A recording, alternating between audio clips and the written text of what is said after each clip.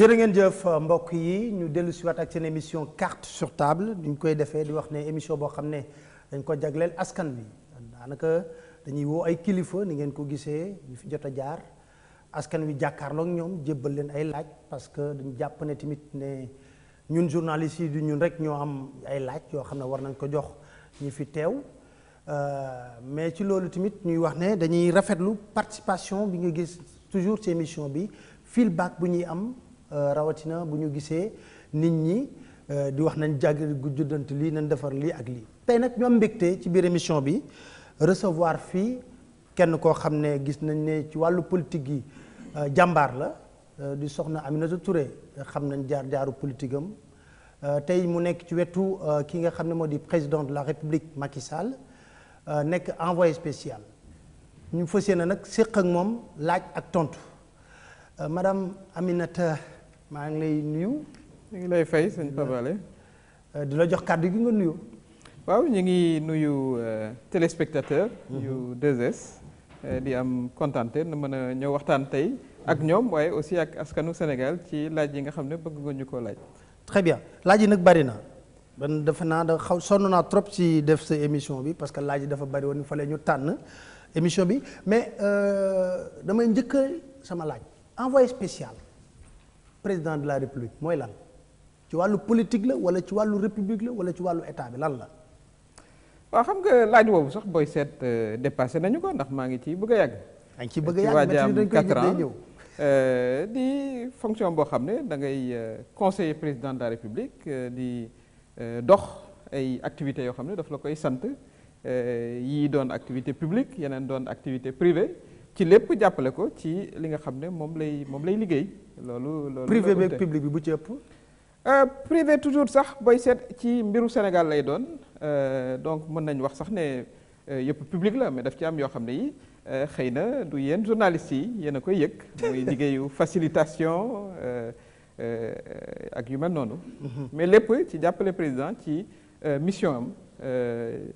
mu mottali yéenam ni ko Sénégalais yi joxe seen suffrage mu am yoo xam ne vraiment mu ngi koy liggéey ñu ko ciy jàppale. politique bi ëpp ci. non ni ngeen di gisee politique aussi du rek li ngeen di gis ci télé bi xëccoo beeg yu mel noonu. politique booy seet explication mu ngi ci maanaam saafonteeg askan wi saafonte ñi nga xam ne aussi jox nañ leen ay responsabilité ci gox yi ñu ne nga leen di jottali maanaam ay programme yoo xam ne mu ngi am. di leen gën a informer di aussi jël seeni doléance di ko yéegal ci président loolu yëpp ci bonne marche de l'État la bokk donc pour nga séparer sax politique ak li nuy liggéey ndax booy seet politique ca njalbeen moo doon di tubaab doon wax gestion des affaires de la cité maanaam lépp loo xam ne dafa soxal askan wi ak réew mi ñu ciy yëngu xëy na dem nañu nag ba mu am beneen dimension waaye dimension bi nga xam ne ca njalbeem moo taxoon homme politique di jóg mooy fexe ba voilà liggéeyal sa réew avancé xëy na nag du ngeen bokkee ku ci ne ni nga gisee gestion wu réew mi mais politique fondamentalement loolu leen ko doon doyee ñu war cee dellu si waat d'ailleurs ba nga xam ne ñi nga xam ne dañuy yëngu ci politique li ñuy jiital du doon ñoom seen intérêt bopp waaye intérêt yu askan wi lay doon bu ko defee nit ñi sawar a ñëw borom xam-xam yi sawar a ñëw ñi nga xam ne aussi am nañu xalaat am na ñu diine ñu mën a ñëw aussi bokk ci mbir mi politique li la ma jàpp activité bu am solo la activité bu seen la boo xam ne vraiment dara waru cee tilim ndax booy seet askan wi la war tax a jóg. Très bien alors on commence les gars on se présente et puis wax sa poser sa question. Salaamaaleykum Birama Thior journaliste Sénégal 7 Pape vous m'avez un peu marché sur la langue mais dinaa ci ñëwaat tuuti ci. envoyé spécial mu doon fonction boo xam ne bu ñu la koy nommé par décret présidentiel en 2015 ñu bëri xamuñu ko woon léegi tey jii ni boo ñu doon defal sa bilan de 2015 à 2018 lan nga ñu ci mën a wax concrètement ci ay jéego yoo xam ne def nga ko ñaareelu laaj bi léegi mu aju ci wàllu parrainage bi parce que gis nañ ne def ngeen secrétariat exécutif national depuis le 10 avril 2018 ñu jox la le pôle charge de la mobilisation et du parrainage gis nañ tool bi mu fi soulevé gis nañ li am ci assemblée nationale ak manifestation et tout ça gis nañ également recours bi nga xam ne moom la ñi fare ci kujje gi dugal au niveau du conseil constitutionnel te fas yéene également wóyal xeex bi ba au niveau donc de la CEDEAO mu bëggoon xam ndax exactement est-ce que yaa ngi mesurer conséquences yi ci nekk en cas d'échec ndax gis nañ li la fi daloon ca mairie bu Grand Yoff li la daloon également au niveau de Kaolack ma jàppoon ne xëy na président def la ko jox justement pour dugal la ci benn guuta ndax yaa ngi mesurer conséquences yooyu en cas d'échec.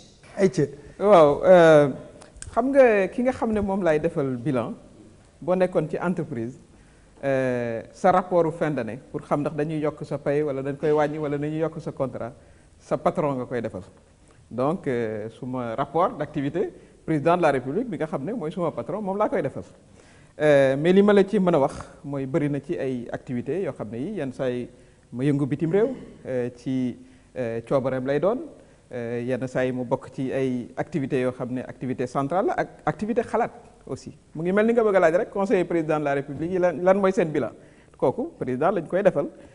mais ci sunu li nu xam ak expérience bi ñu am li ma la ci mën a wax mooy saa yu nu gisee xalaat boo xam ne war naa mën a jàppale président ci li muy def dañu ko koy jébbal mu jël ci nag moom li nga xam ne moom la ci soxla wala loo xam ne aussi xëy na du ci d'accord mais loolu yëpp activité de conseil la di conseiller président de la République nag dama jàpp ne aussi maanaam activité bu am solo la te ci loolu laa nekk beneen mbir bi nga xam ne moom nga wax mooy affaire u parrainage loolu nag dafa am solo ñu koy waxtaanee xam nga bu fekkoon da nga nekkoon États-Unis muy dëkk boo xam ne xaw naa faa yàggaale ñoom dañu am li ñu naan primaries mooy les primaires mën nañoo toog at ak genn wàll di segg ki nga xam ne mooy doon candidat bu ñu nee bërëb rek di nga am lu tolloog 40 50 ci parti bu ne ñu koy segg di ko segg bu bay seet ñaari candidat lay doon boo demee France élection bi nga xam ne ci la ñu fal président Macron bi ñu commencé 141 candidats la ñu woon ba ñu yegsee gis ngeen ne 11 candidats la ñu woon ndax amul démocratie boo xam ne bi rek ku ne war ngaa mën a jóg ne dama bëgg a nekk président de la République dafay am ay critères yoo xam ne yi foog nit ki jaar ci ba mën a yegsi te loolu nag du sax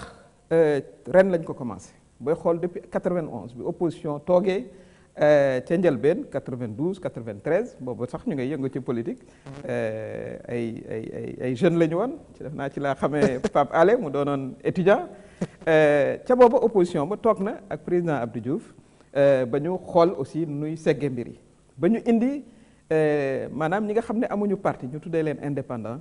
boo bëggoon a nekk président de la République dañu lay laaj lu tolloog 10 000 signatures loolu lépp aussi pour mën a am seggukaay lu ko mooy danañ toog ba yor ay centaine de candidats dootuñu mën a organiser ay élections loolu mooy li parrainage wundu li nga xam ne moom la ñu ci defoon aussi mooy dañu ne woon dañuy indi seggukaay boo xam ne xaalis lay doon maanaam ku amul nangami million waroo mën a nekk candidat kooku it dama jàpp ne xaalis rek du seggukaay ndax am na ñoo xam ne am nañu xalaat nit ñu baax lañu nit ñu wóolu nañ leen te xëy na bon seen xaalis du leen may ñu mën a am li ñu naan caution ba ci loi bi ñu wàññi caution bi waaye ñu ne ku bëgg a doon président de la République bëgg a jiite 14 millions de sénégalais foog sénégalais yi am lu ñu xam ci yow tuuti foog nga mën a dem ci lu tolloog 7 régions au moins bu boobaa nga dal di ut fa maanaam li ñu naan 1% dañi nga xam ne ñoom ñoo bindu 1% mooy boo jëlee téeméer ñoo xam ne bindu ñu laaj la ci kenn loolu nag aussi def naa ne parti yi nga xam ne moom la ñuy dégg ñuy yëngu ci politique ñoom ñëpp ku ci ne mën nga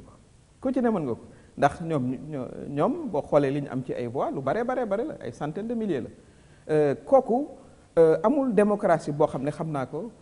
boo xam ne amul seggukaay boobu bu fekkoon ne dañoo toppoon li France def France moom dañu ne dañ lay uteel ay signature ñi nga xam ne fal nañ leen mënoon nañ ne nañ def ni France waaye bu ñu defoon noonu France dañ lay laaj 500 signatures d'élus parti yi am 500 élus bëriwuñ ci Sénégal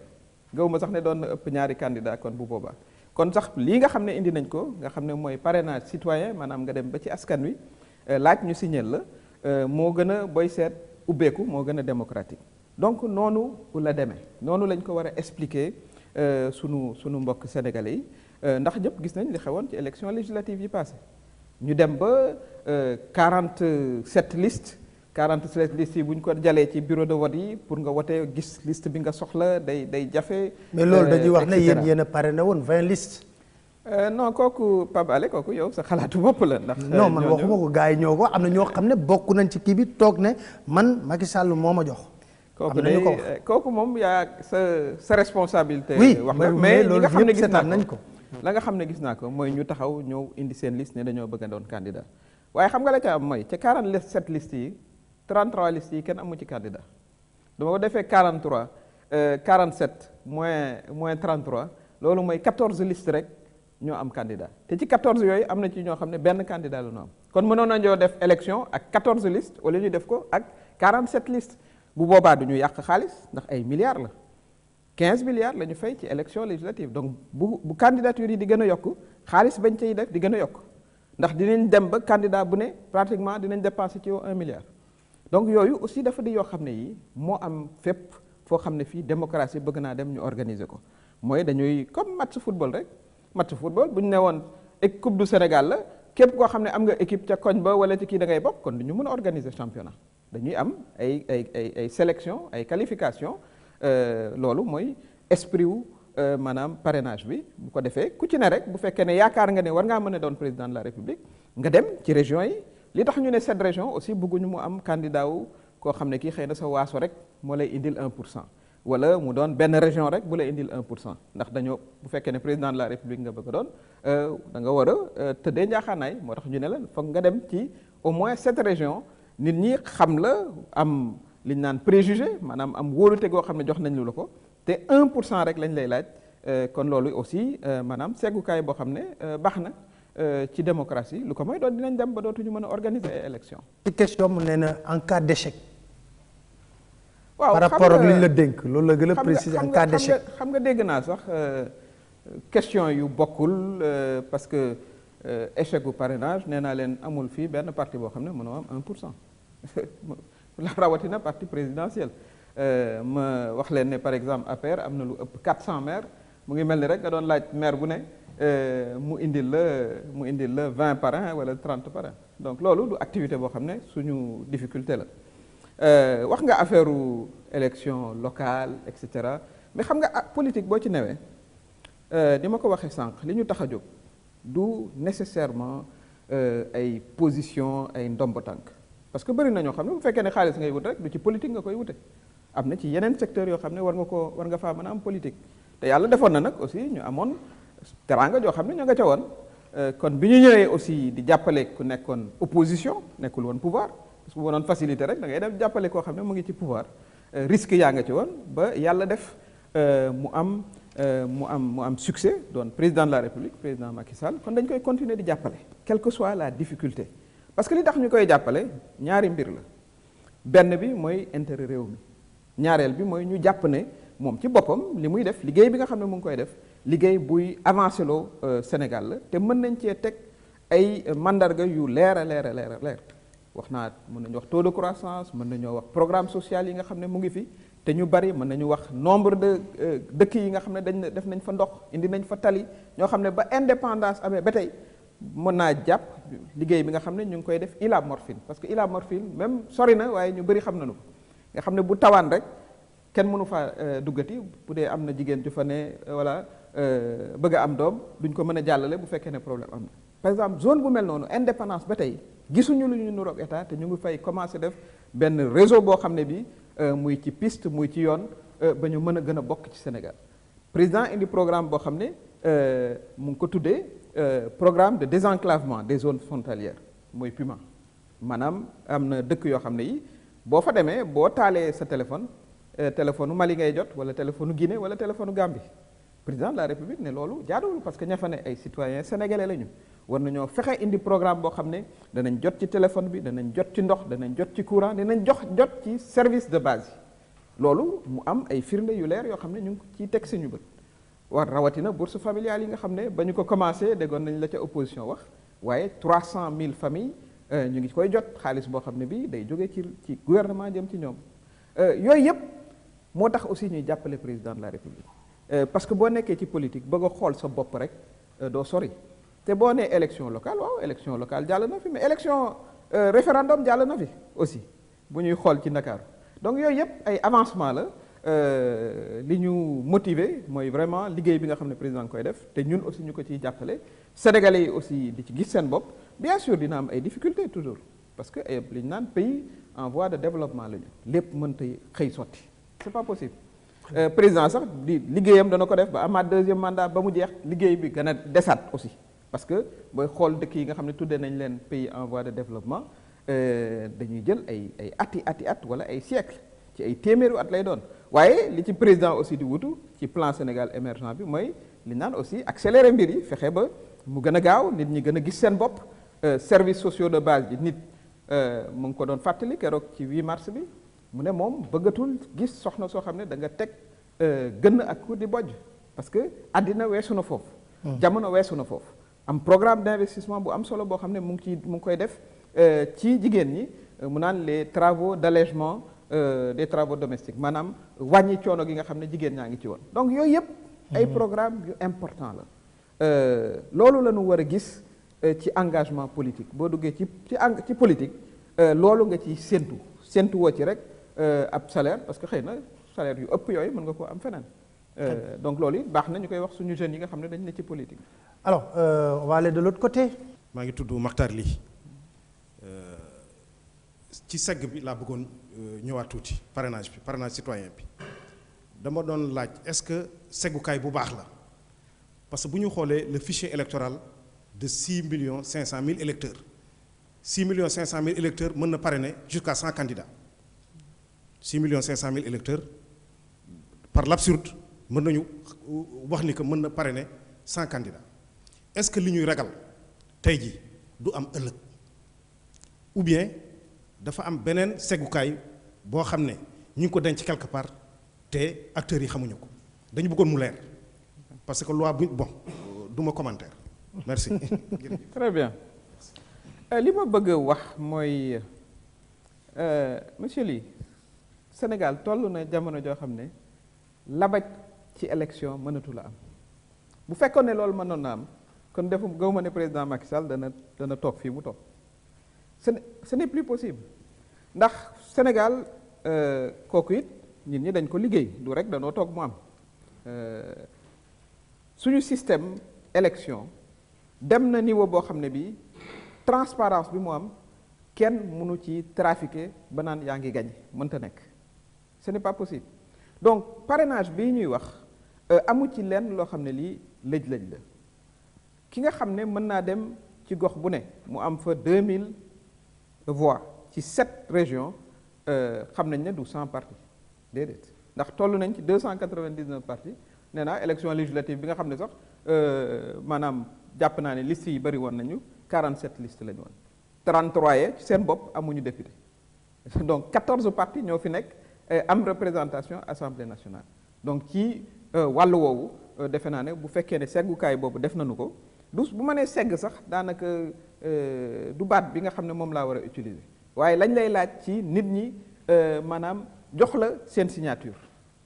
maanaam ñu xam la parce que doo signal koo xamul nit ki nag aussi boo koy signal day fekk ngay jëflanteeg moom day fekk mu am activité yoo xam ne am na ko ci terrain bi xam la am wóolu la te loolu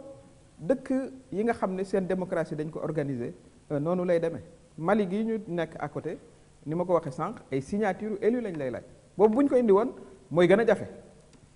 parce que parti yi am 500 signatures fii ci Sénégal boo ko wàññee goo ma ne mat na ñett donc ñu ne nañu ko gën a ubbi nit ñi mën a dem laaj seen signature sénégalais yi nag aussi dañu am seen xalaat am aussi expérience ci politique du ko ñëw rek ñu wóolu la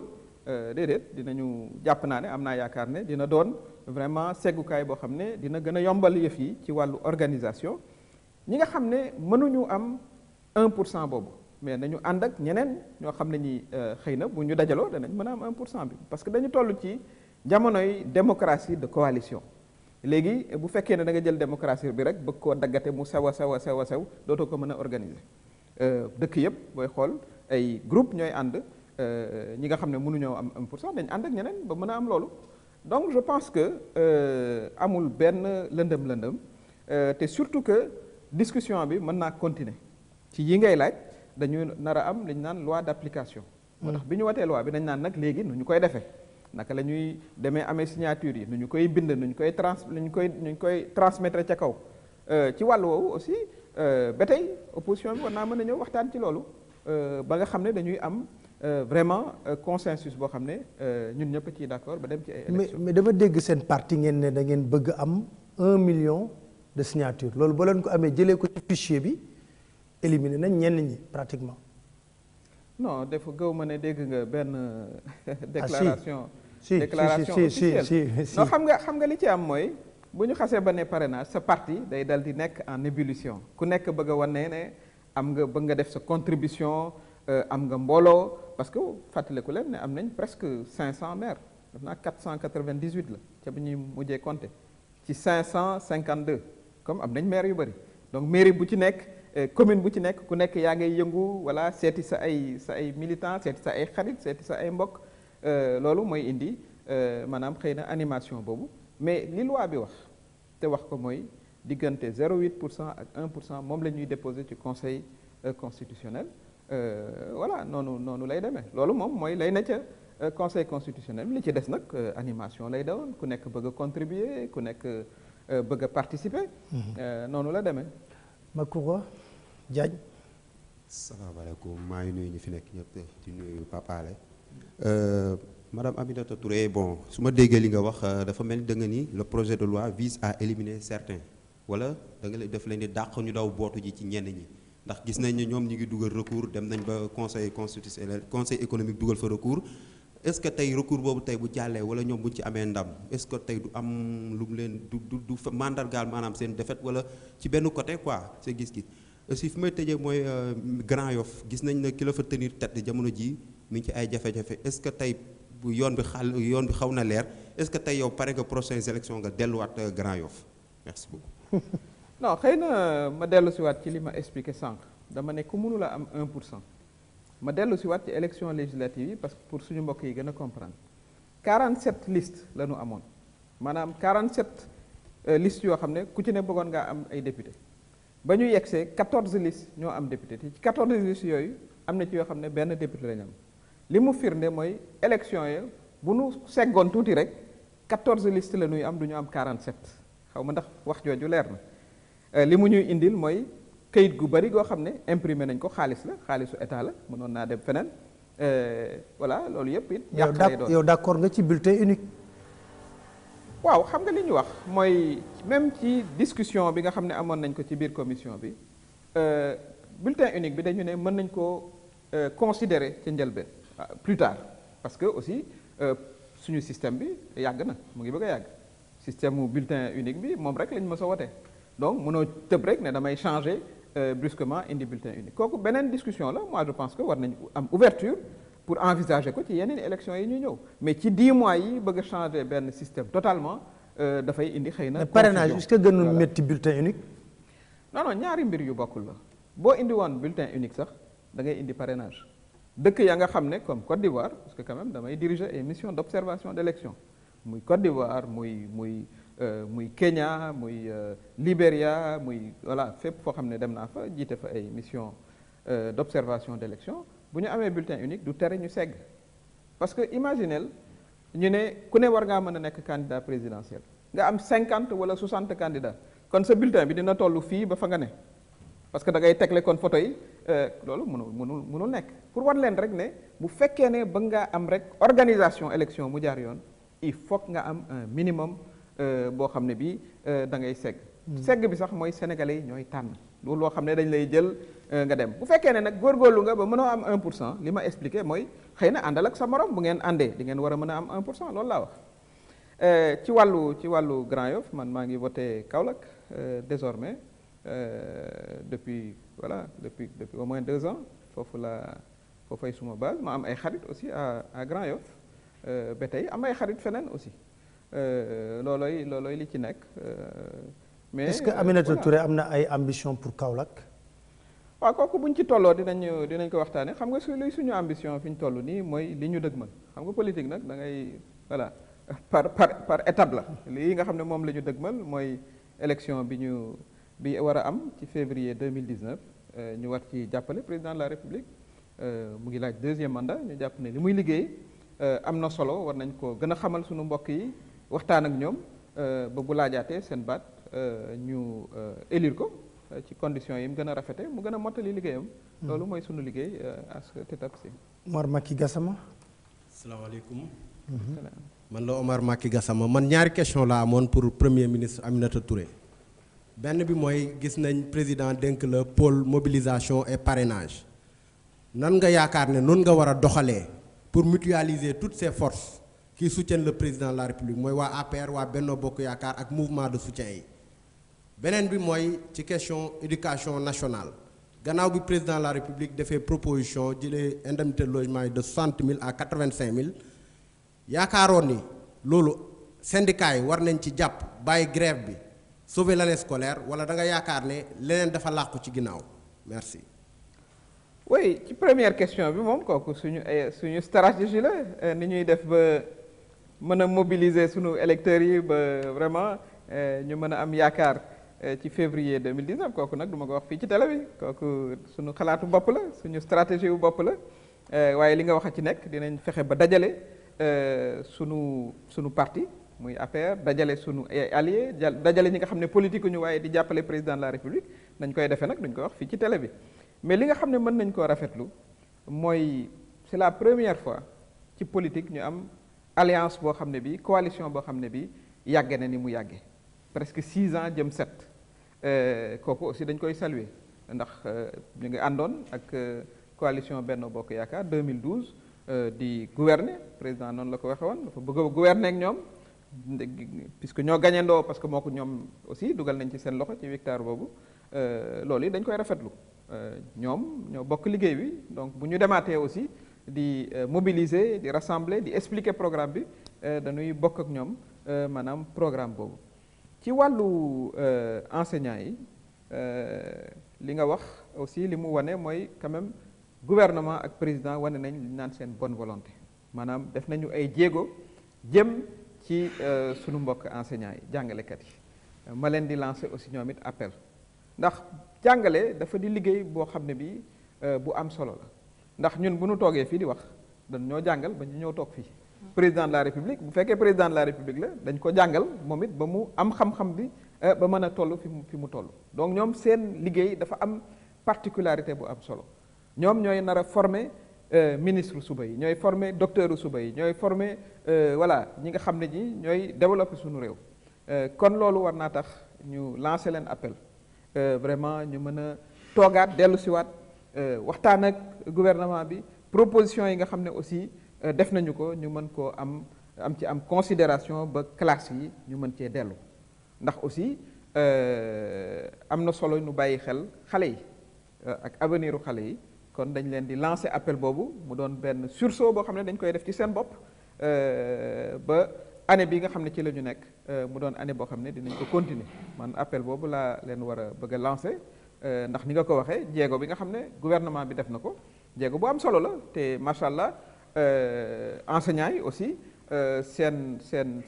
nombre seen xayma bu takku la donc alal bu bari boo xam ne bi président mu ngi koy proposer kon ñoom it loolu it nañu ko xool xale yi aussi xool parents d'élèves yi ndax parents d'élèves yu bari aussi jaaxle noonu ndax aussi boo duggalee sa doom école la nga cay séntu mooy ëllëg aussi mu mënal boppam mënal réewam mënal familial mën laa jàppale yow mi aussi parent bi kon yooyu yëpp aussi na ko enseignants yi xool dellu si ci waxtaan wi ba ñu mën a am accord ci anam yi mu gën a gaawee bu ko defee xale yi mën a dellu ci classe yi. lu tax gouvernement bi di am problème toujours pour respecter ay accords parce que boo xoolee revendication yi du plateforme yu bees respect des accords la ñuy wax respect des accords. waaw xam nga Pape Alé ñun pays en voie de développement lañ ñu tuddee maanaam dëkk woo xam ne wi xëy na tollooguñu fi nga xam ne fii fa la dëkku voilà tubaab bi toll muy France ci wàllu koom-koom en tout cas te pourtant France gee ngay dégg sax yaa ngi fay dégg grève bu maanaam dawalkatu saxaar yi ñu ngay grève te ñoom ñu ngi ko appal 3 mois ndegam foofu la ñuy grévé di laaj yokkute salaire te gouvernement ba du ko mun rawatina fii nga xam ne quand même tollooguñu foofu souvent gouvernement bi day am yaakaar mën ngaa am yaakaar ne di nga mën a am ay taxes yoo xam ne dina ñëw sa budget bu taxes yooyu wàccee xëy na da ngay am difficulté aussi pour mën a maanaam li nga fas yéene woon def nga def ko waaye lépp ci waxtaan rek lañ ko war a tënk. yaa ngi fàttaliku ne président de la république bi mu ñëwee li mu njëkk a def mooy toog ak enseignants yi toog ak enseignement supérieur lam cee yaakaaroon mooy ñu am li ñu naan trêve sociale maanaam ñëpp teg revendication ci suuf wala grève surtout du ma ne revendication sax waaye grève ci suuf ñu mën a toog ay at yoo xam ne grève du am ba ñu amoon ci yaakaar ndax signé woon nañu quand même ay accord waaye bon yàlla def na xëy na loolu antuwul ñu am kontante ne ci enseignement supérieur maanaam daara yu mag yi foofu accord am na fa ni mu amee foofu nag lañ bëgg mu amee enseignement secondaire ak enseignement primaire ndax ni ma ko waxee sànq éducation moo yor réew ndax gis nga réew yoo xam ne yi amuñu pétrole amuñu voilà gaz amuñu benn ressource waaye seen xam-xam moo leen yóbbu ci développement kon xam-xam day jaare ci enseignant donc éducation nationale dafa di la am solo te président aussi quand même wane na vraiment ouverture am ak bonne volonté am kon encore une fois ñuy lancer appel enseignants yi ñu bàyyi xel loolu xam ne ci seen revendication ku ne xëy na bëgg ngaa sa payoor yokk waaye fàttalikul ne aussi sa mission ay xale ngi ci ay avenir u xale yaa ngi ci ay avenir u réew mi loolu mën a tax aussi nga mën a am esprit d'ouverture et de consensus ba am accord école bi delluwaat fa mu ne woon. Très bien. Après, je pense qu'il faut passer le micro de l'autre côté également. Allez-y. salaamaaleykum maa ngi nuyu Pape Alé Niang si invitation bi di nuyu aussi madame Aminata Touré maa ngi tudd Serigne Mor Bousso donc dañoo seetlu lundi bi passé fële sa Thiès ci lycée El Hadj Malick Sy dafa amoon ay élèves yu doon jàmba yu doon xeex ak ay takk der ba ñaar si ñoom gaañu kenn ki dañ ko doon lacrymogène ci kanam ba benn bët bi noonu la yàqoo mi ngi tudd Ama Touré maa ngi koy massawu de passage di ko ñaanal yàlla mu tane ak jàmm si 19 avril bi passé aussi si parrainage bi gis nañ ci image de TV benn waay ba nga xam ne dañ ko doon arrêté ay forces de l'ordre yu bëri daa koy seq jàpp ko jël ko ci camion mel ni kuy jël ab mala ma lay laaj en tant que militante des droits de l'homme en tant que femme en tant que ancienne ministre de la justice yéen ñi fi waxoon rupture yéen ñi fi waxoon équité ak justice nan nga mun a jàngatee loolu ak yan solution le gouvernement bi war a jël pour genre bavure yooyu mun fay jeex. sama deuxième question mi ngi concerne ci 13e législature Assemblée nationale parce que man personnellement j'arrive pas à distinguer Assemblée nationale ak Xawaare nationale li tax ma wax ko moo di mënuma concevoir ay députés yi nga xamante ni askan bi ñoo leen fal bu ñu nekkee Assemblée nationale lu ñu fa nekkee lu dul xasante saagante et cetera donc te budul woon askan bi du ñu am opportunité ba toog foofu da ngay gis sax ñenn ñaa xamante ni dañuy wax ni man député APR la wala parti socialiste alors que dañoo waroon wax man je suis un député du peuple ma lay laaj yow nan nga mën a jàngatee loolu noonu merci beaucoup. Très bien. waaw jërëjëf ñu ngi vraiment regretter aussi incident boobu nga xam ne amoon na ca Thiès ak bépp incident boo xam ne xëy na ci maintien de l'ordre lay am ñu xam ne aussi du loo xam ne lii dañ koy souhaiter ça il faut aussi le dire incident la incident regrettable moo tax ñu war di waxtaan bañ a yegg sax ci voilà ay action yoo xam ne day indi maanaam clash entre ñi nga xam ne dañuy revendiquer ak ñi nga xam ne maintien de l'ordre la ñuy def loolu yëpp aussi dafa war a andi sensibilisation de part et d'autre aussi ba yu mel nii ñu koy bañ a am dañ koy regretter di massawu aussi ki nga xam ne xëy na am na ci gaañ-gaañ bien sûr ni nga ko waxee comme militante des droits de l'homme dañuy toujours bëgg yooyu di bañ a am mais encore une fois lii tax mu bañ a am mooy ñuy avant dawal ak privilégier toog waxtaan surtout que ñun dañu am quand même contexte culturel boo xam ne bi waxtaan jafewuñu am na dëkk yoo xam ne pour nit ñi toog waxtaan problème la mais ñun suñu réew quand même liñ moo tax ñu daan wax Sénégal pays de dialogue nañuy privilégier le dialogue di aussi andi éducation au dialogue ci suñu xale yi dafa am solo confrontation dafa war a nekk vraiment voilà l'exception te gëw ma ne ci yi nga xam ne moom la ñuy waxtaane muy wàllu grève wala wàllu revendication gisuma liy tere ñu mën a toog waxtaan te waxtaan aussi dëgg jàpp naa ne bu ñu waxtaanee bu ku nekk dugalee esprit consensus dinañu war a mën a juboo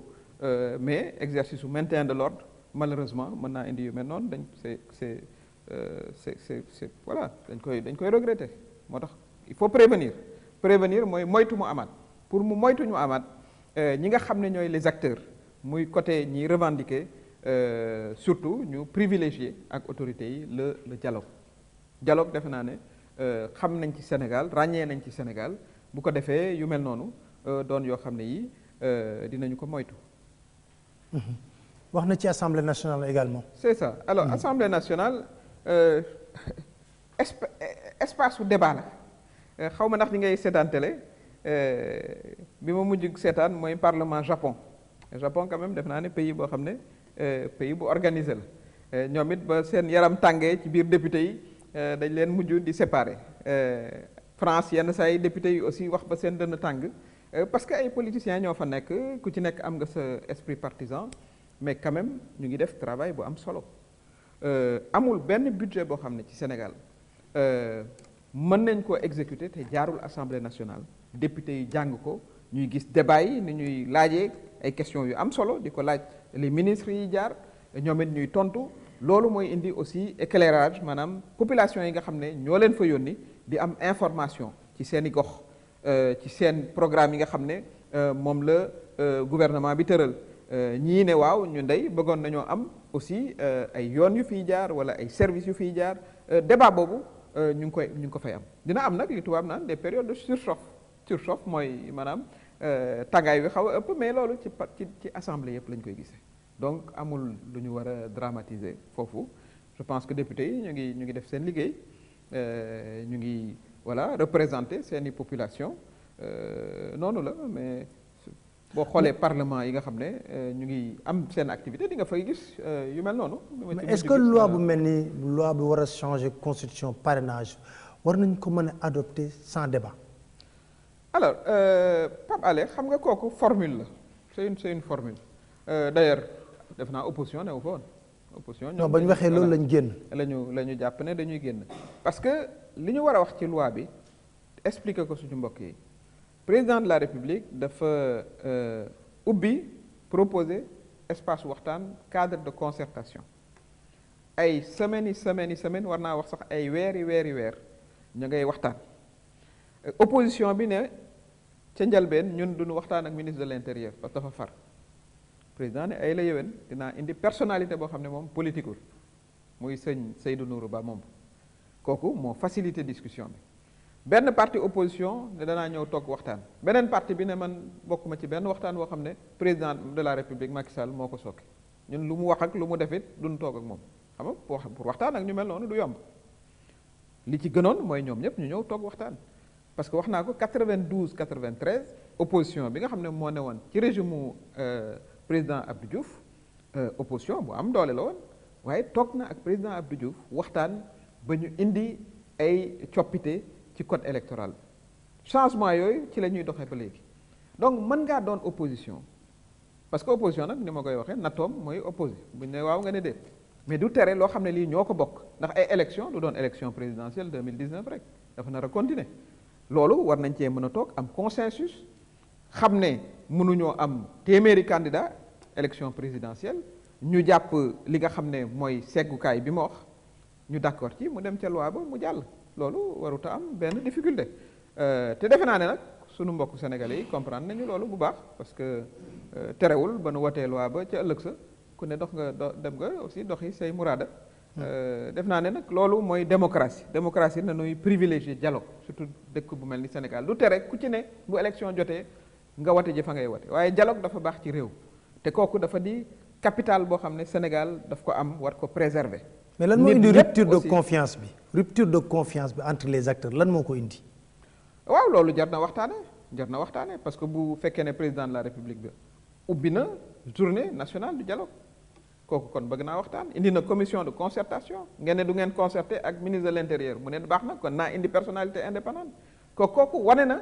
ouverture am question bi nag boo gisee waa opposition buñ fi toogaatee nga laaj leen ko mais ba tey man dama leen di appeler ñu ñëw continuer concertation parce que dina am loi d'application boo xam ne dinañu wane nag firnde yi nga xam ne ci la ñuy appliquer parrainage nañu continuer ñëw waxtaan parce que élection ñun ñëpp a ko bokk voilà donc loolu dafa am solo suñu démocratie Sénégal ci waxtaan lañ ko tabaxee ba léegi dañuy fàttali ko bu njëkk amuloon isoloir amuloon encre amuloon loolu yëpp fichier bi da nga ci daan gis Pape Alé ñetti yoon wala ñeenti yoon loolu yëpp waxtaanee indi ba ñu segg ko ba mu yegg si fii kon nañu continuer waxtaan bu ko defee suñu démocratie gën a avancé. Très bien. Merci beaucoup Pape Alé ma ngi nuyu madame l'envoyée spéciale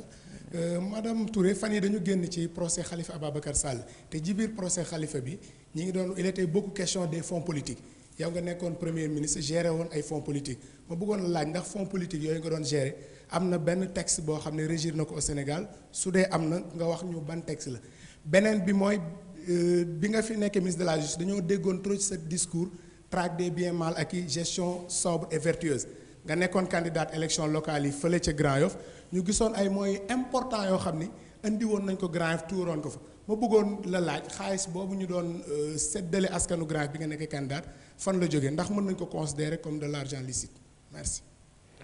Très bien alors d'abord dafay am solo ñuy xam ni état di doxee primature amul fonds politique wala fonds secret ça n'existe pas dans la nomenclature kooku aussi ma xamal la loolu nga ba ñu koy définir wala amul dafa am budget moo tax day am solo ñuy waxtaan ak sunu mbokk yi amul benn xaalis boo xam ne war nga ko mën a génne te amul maanaam règle boo xam ne moo ko définir donc primature amul fonds politique ça n'existe pas war nga mën a am des fonds sociaux am na ak yu mel noonu et c'est régi fonds yooyu sax du caisse boo xam ne dafa nekk primature ah kooku ca ministère des finances lay nekk ci benn ligne boo xam ne dañu koy gérer comme tous les ministères donc noonu lay demee voilà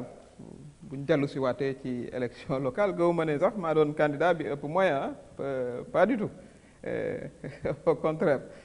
mais yooyu ñu ne sotti nga xaalis bu bëri Grand Yoff non kooku moom defe naa ne bu fekkee ne ci wàllu budget la mairie Dakar nañu fàttali ne quand même c'est des au moins 70 milliards de budget kooku def naa ne xaalis bu am solo la kooku pour nga compétir ci wàllu woowu du doon lu am solo mais li nga xam ne mooy li ëpp solo te nga junj ko mooy man li ma gëm sunu réew yi Afrique li nga xam ne moo ñu gën a tardeel mooy xaalis bi nga xam ne war nañu koo liggéey responsable politique yi jël ko def ko seen poche wala jël ko di ci def loo xam ne askan wi gisu ci boppam loolu mooy ci li gën a tardeel Afrique maa ngi woon ci benn réunion bu yàggul ñuy wax ne Afrique ci boppam chaque année nga gis daanaka lu tolloog 50 milliards de dollars loolu xaalis boobu kenn xamul lu mu toll boo xam ne kenn du xam fu mu jaar xaalis boobu bu fekkoon ne depuis les indépendances ñu ngi koy def ci réew mi kon dinañu avancer ba mel ni ay Koweït mel ni ay Corée dëkk bu mel ni Corée 1970 Nigéria bii ko rawoon tey demal Corée demal ci beneen dëkk kooku aussi c'est valable pour nous au Sénégal dafa am foo xam ne fii bu ñu ci tolloo xaalis bi nga xam ne dañu ko wote mu war a dem ci hôpitaux yi war a dem ci écoles yi war a dem ci yoon yi fa la war a dem warta dem feneen te warunoo jàpp rek ne parce que man politicien la kenn waruma seet parce que bu fekkee ne comptable bu ndaw bi moom moo jël xaalis bi moom day dem wuy jë fa mu war a wujjee kon ku mu mënti doon nga bokk opposition wala nga bokk pouvoir wala nga bokk APR wala nga bokk Benno Bokk Yaakaar pour man traitement bi c'est pareil te kooku tant que defuñ ci ay jéego dinañ am difficulté pour que vraiment ñu tabax suñu réew yi dinañ am difficulté yu rëy pour que ñu tabax ko loolu nag aussi foog ñu expliquer ko suñu mbokk yi du wàllu coxor du wàllu da nga bëgg a éliminer candidat wala déedéet parce que nag bëri nag politiciens yoo xam ne ñu ngi opposition kenn mënu leen a voilà visité nañ leen dem nañ ci seen ay mairie kenn mënu leen topp ci dërëm parce que nit ki mënoo ko topp ci li mu deful. mais dafa am ñoo xam ne yéen bu ñu demee ci biir APR épingle leen ci rapport te kenn topp leen ci dara. loolu bu fekkee ne ma nga ci juge ba ci procureur wala ci juge yi mais ñoom nañu jël seen responsabilité parce que nag aussi li ñu naan le procureur est le maître des poursuites na justice bi jël responsabilité am képp koo xam ne jàpp nga ne vraiment la ñu la joxoon def nga ci luñ la ci santul ak foo munti bokk wala même boo bokkul parti ci benn parti mais nañu la jaarale fi nga xam ne foofu la ñuy jaarale tout le monde loolu mooy la position bi nga xam ne moo war a am nit ñi bañ a gis rek à chaque fois ne c'est des opérations yoo xam ne dañu bëgg a liquider tel politicien tel parce que bu fekkee ne aussi noonu la ku nekk rek na nga dem bokk ci benn parti yore sa carte bu ñu la joxee xaalis nga def ci lu la neex bu boobaa it tardement yi ñuy gis fii rek la ñuy gis feneen loolu dafa am solo aussi ñu koy nangu parce que boo xoolee aussi sunu réew yi difficultés yi ak problèmes yi bari nañu ak loo góorgóorlu vraiment dañuy toujours soxla xaalis pour suñu hôpital yi gën a développer pour voilà ñu mën a indi ndox ci dëkk yi ñu mën a defar ay tali xale yi ñu dugal leen dans de bonnes conditions mais loolu budget bi nga xam ne moom la nit ñi war a liggéey loolu lay jëriñ buñ ci defee leneen mooy indi tardement bi donc noonu lañ ko war a jàppee di waxtaan ak suñu mbokk yi ñu comprendre li nga xam ne loolu la bonne gouvernance wutu teg mu bañ a am aussi benn différence képp koo xam ne kii dénk nañu la xaalis man sax li ma ci proposé mooy nañu fexe ba képp ku ñu jox xaalisu réew mi nga am ligne boo xam ne dañ koy tuddee audit yow sa bopp yaa naan kaay leen ngeen seet man fa ma daan liggéeyee bu njëkk ba muy Nations Unies wala feneen mais xaalis bi ñu lay dénk yow ci sa bopp yaay yàkkamti ñëw ñu seet la signal la nga dem loolu bu ñu ko defee rek après du am benn problème. La justice sénégalaise n'est pas indépendante parce que gis nañ déclaration yi procureur bi monsieur Deme wax ak président des unions des magistrats du Sénégal monsieur Souleymane Teliko lu mu wax ci justice bi muy ñu maanaam ñu ngi wax ne dañoo bëgg indépendance justice maanaam exécutif bi bañ a am trop de pouvoir ci législatif bi léegi ñu mën a laaj loolu sa xalaat noo gisee loolu sa xalaat seen saafara lañ mën a andi pour que justice Sénégal ñu maanaam ñu bañ si di amati benn xel ñaar parce que sénégalais léegi amatuñu confiance ci justice te malgré tout ça ñu ngi dem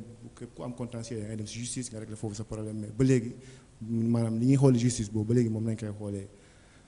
ñaareelu question bi mooy année blanche si xam naa ne si lañu jëm mais madame le premier ministre yaakaar naa année bi fu mu toll nii mënatuñ ko sauver puisque enseignants yi génne nañ fii parents d'élèves yi génne nañ fii élèves yi sax génne nañ fii président de la république dégg nañ lu mu wax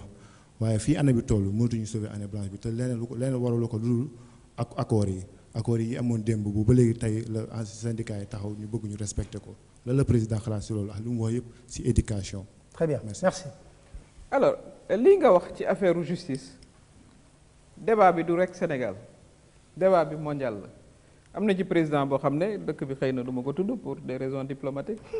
ma nga am ay soxlaam en tout cas vous êtes envoyé spécial là. ma nga ak ay soxlaam foofu ñu ngi koy mu ngi yéeg ak wàcc ci tribunal moom it loolu la wax ne justice su dëkk boobu indépendant wu te pourtant c'est un pays extrêmement développé boo xam ne bii voilà moo fa mooy France ancien président ba nga xam ne bon am na problème ak tribunal moom it argument boobu lay wax ne justice bi elle est télécommandée voilà et cetera am na ci candidat boo xam ne ci élection bi ñu génn bi nga xam ne ci lañ fal Macron moom it ci campagne électorale lañ ko wax aussi ay scandale yoo xam ne mu ngi ci woon moom it argument boobu la indi voilà justice bi daf ma bëgg a éliminer pour wax la rek ne débat bi ngay wax du débat wu rek Sénégal. Mais la différence mooy c'est les acteurs de la justice qui parlent de la non-indépendance de la justice. loolu mooy différence bi. Mais doucement vous avez eu dans beaucoup de pays actuellement aux États-Unis ay juges yoo xam ne dañuy démissionner c'est-à-dire da ngeen di foog ñuy suivre li am. Débat entre exécutif ak justice débat boobu c'est un débat universel maanaam àddina yëpp da koy discuter parce que yow bu fekkee ne da ngaa ñàkk da nga naan justice bi indépendant wul waaye boo gañee nga ne bravo justice bi kooku gis nañ ko fi am na ci procès boo xam ne bu yàggul dañu débouté état voilà avocat yi féliciter les magistrats c'est très bien waaye bu ñu pertee ñoom ne non la justice est téléguidée chaque fois que sax mu am débat boobu loolooy wone preuve ne la justice est réellement indépendante quand personne n'est content. Mais le débat bi nga xam ne l'indépendance de la justice nañu jàpp aussi ne du indépendance rek vis-à-vis politiciens yi dañ ci war a boole indépendance vis-à-vis des forces d'argent voilà aussi yeneen forces yoo xam ne war nañ mën a am influence sur la justice mais pour wax la rek ne débat boobu c'est un débat qui se pose partout dans le monde actuellement d'ailleurs beneen dëkk boo xam ne bi dëkk bu mag la États-Unis ne ñuy dégg président bi aussi di kaas naan bon les juges ne sont pas indépendants et cetera donc débat boobu du rek Sénégal mais li ci ëpp solo mooy aussi ñu respecter magistrats yi parce que man liggéey naa ak ñoom comme ministre de la justice jàpp naa ne ay nit ñu am maanaam seen éthique lañu ay nit ñoo xam ne xam nañu seen liggéey nañ leen bàyyi ñu def seen liggéey te état ñu ngi koy condamné waaye saa yu ñu condamné état yéen journalistes yi d'ailleurs kenn du leen dégg waaye bu ñu voilà bu état gagné ñu ne non voilà dañoo faral état waaye bu état perte moom voilà kenn du ci wax mais justice a demee noonu indépendance voilà dañu ci continuer di liggéey. Mais nekkoon nga ministre de la justice lan mooy goulot d'étranglement yu ñu mën a dindi pour renforcer l'indépendance de la justice. Oui, mais indépendance de la justice, moi je pense que nous continuons de construire le partout dans le monde. Le débat va toujours se poser. Débat où justice est indépendante ou pas indépendante, toujours si vous perdez, vous avez une justice indépendante. Si vous gagnez, vous avez une justice, bravo. Lolo, partout là, ce que je veux dire, c'est France, le débat va les États-Unis, le débat va mais donc, ce que nous devons faire, c'est bailler les juges avec une conscience, avec une connaissance. Si nous devons en tant que républicain, nous avons dogal nañu. Légui nak aussi il y a les voies de recours. Manam ku fekké né première instance condamné nañ la contano nga mëna dem appel. Yenn saa yi nga mëna dem sax ba cour suprême. Processus bobu nañu ko bayyi mu fonctionner mais surtout aussi dello juge yi sen respect. Parce que nak aussi il y a eu beaucoup voilà ay interprétations yo xamné vraiment jaaduwul en direction des juges parce que ñoom yàlla def na waruñu mënuñoo publiquement di communiquer mais ku ci nekk am nga sa conscience ku ci nekk am nga sa foi et sur la base de li nga xam ne moom la texte yi wax ñuy jël seen ay décisions man noonu laa ko gisee. alors wax na tamit ci par rapport ak l'année scolaire. alors comment faire pour sauver mooy li ma wax sànq rek kenn warul a souhaiter muy am année blanche nga nekk opposition wala nga nekk au pouvoir. parce que xale yi ñoom bokkuñ ci politique bi. xale yi c'est des innocents li ñu fexe ñun chance bi nga xam ne am nañ ko ba jàng ba toll fi ñu toll chance boobu dañ leen ko war a delloo donc waruñu politiser wala ay grève naan waa année bi c'est fini kenn mënu ko déedéet année bi saa yu fexee ne war nañoo mën a fexe ba mu doon une année valide ku nekk ci war a liggéey nga nekk opposition wala nga nekk au pouvoir ak foo munti nekk donc esprit boobu aussi day war di am Pape Alé man suma conviction mooy dafa am ay sujets yoo xam ne dafa transcender opposition wala nekk ci majorité présidentielle dafay doon ay questions li tubaab naan question d'intérêt national éducation question d'intérêt national la santé question d'intérêt national la loolu waruñ ci war a au contraire man doon naa bëgg sax di gis opposition ñëw di seet comment justement sauver l'année mais pas tout faire pour que l'année n'ait pas lieu kooku booy seet aussi du patriotisme ndax xale yi ñoom la ñuy sacrifier te xale yi wax dëgg yàlla bokkuñu fenn bokkuñu ci parti ñoom li ñu bëgg mooy jàng seeni parents aussi loolu lañ bëgg donc bépp effort ak képp koo xam ne am nga xalaat bu rafet ba mën a indiwaat ba gouvernement bi ak enseignants yi juboo war nga cee def sa kéemtulaayu kàttan parce que question boo xam ne la du affaire politique xale yi ñoom politique uñu alors Moussa Athie. salaamaaleykum dama doon seetaan benn jour sa benn entretien nga nekk en Sierra Leone dafa naa da nga fa nemoon en mission spéciale envoyé spécial nga woon pour superviser élection yi ma dégg ngay wax ci bulletin unique parce que da nga ne solution bu pour am transparence ak pour mën a rationaliser les candidats ak affaire léegi dañu ut bulletin unique pourquoi pas demoon nga ba wax Sénégal pourquoi Sénégal mënul adopter bulletin unique pour jéem a def la pourquoi nga waroo mën a boobu nga soutenir woon bulletin unique tey nga bëgg a dàq nga bëgg tey nga indiwaat parrainage par exemple da nga bàyyi woon da nga jëloon bulletin unique léegi bàyyi nga bulletin léegi jël nga parrainage voilà sama deuxième question moom mooy da nga nekkoon premier ministre nga jékki-jékki da nga nekkoon ministre de la justice nga nekk premier ministre nga jékki-jékki nekkatoo dara ak affaire nga dem élection Grand Yoff Khalifa Sall dóor la fa dóor yu metti nga dellu dem Kaolack daf ko gañe kay mais dóoru ko. non waaw da ko gañe. da koo gañe yu metti waaw moom nga dem Kaolack ma gis ni foofu da nga am souci sax pour mën a mobiliser pour mën a kii ko est-ce que yow jotul nga seetaat yow sa taxawaay ci politique ak affaire ci côté Macky Sall. Très bien. quoi. Merci. alors toujours di waxtaan aussi ça aussi c'est un message pour les jeunes. Voilà mën nañu wax cordialement sans voilà parce que kooku aussi suñu cosaan la voilà ñuy ubbi waxtaan amul question interdite Grand Yoff élection référendum kooku ngay tudd bureau de vote am dañ ko fa dóor centre am dañ ko fa dóor ville bi dañ ko fa dóor kooku mooy la dernière élection en date comme da nga soulever loolu ma fàttali ko loolu sax détail la li ma neex nag ci sa question bi mooy waaw président Idrissa Seck waaw doon naa kontaan ci mu ñëw ñu débat fii kooku moom sa proposition boobu proposition. mais est-ce que dina ko nangu parce que moom fi Macky nekk la bëgg a toog waaw mais kooku débat la parce que moom nekkagul nag président de la République. def naa fa mu gën a toll mooy premier ministre c'est bon donc mën nañu am à ce moment là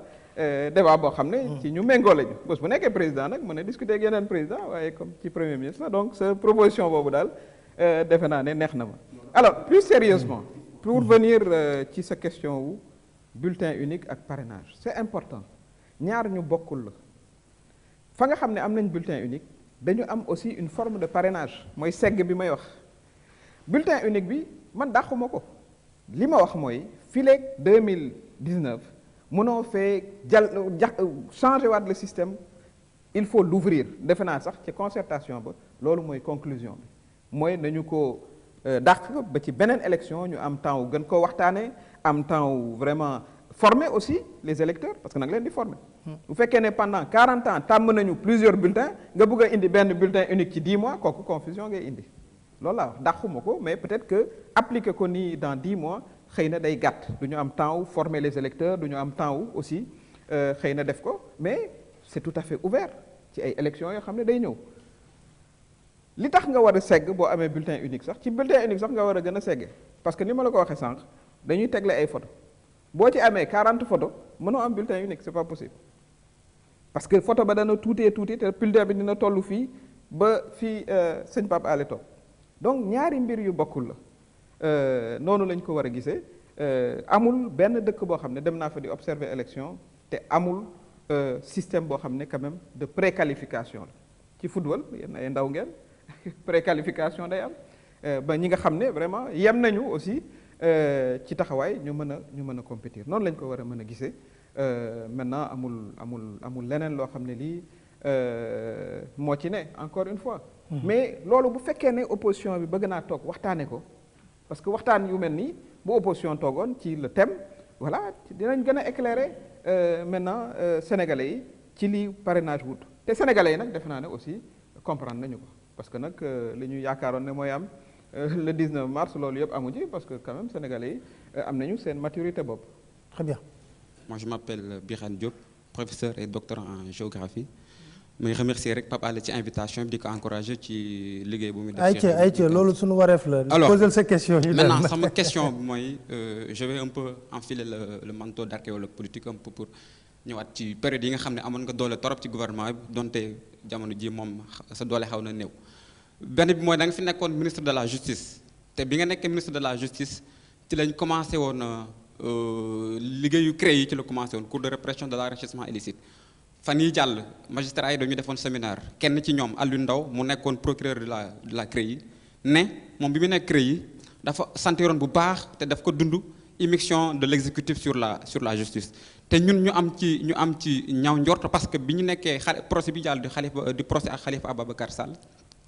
procureur bi dafa doon enregistrer ay débat d'audience moom ci boppam moo ko wan ñun jàpp ne débat yu mu doon enregistrer du woon boppam mais dafa am ku mu ko doon yët. alors suñu question mooy est-ce que yow en tant que ministre de la justice da nga bokk ci ñi nga xam ne ni dañ doon jox ay ordre procureur notamment le procureur de la CREI ak procureur bi mën di doon. deuxième question mooy. fan yi jàll da nga soulevé woon benn polémique mooy da nga ne ci toujours recouvrement xaalisu bi ñu jëlee ci bien mal acquis ou bien supposé mal acquis que état bi recouvrer na 200 milliards. ki njëkk a tontu dafa la démentir muy président assemblée nationale di Moustapha Niasse ba deuxième démenti bi du gouvernement bi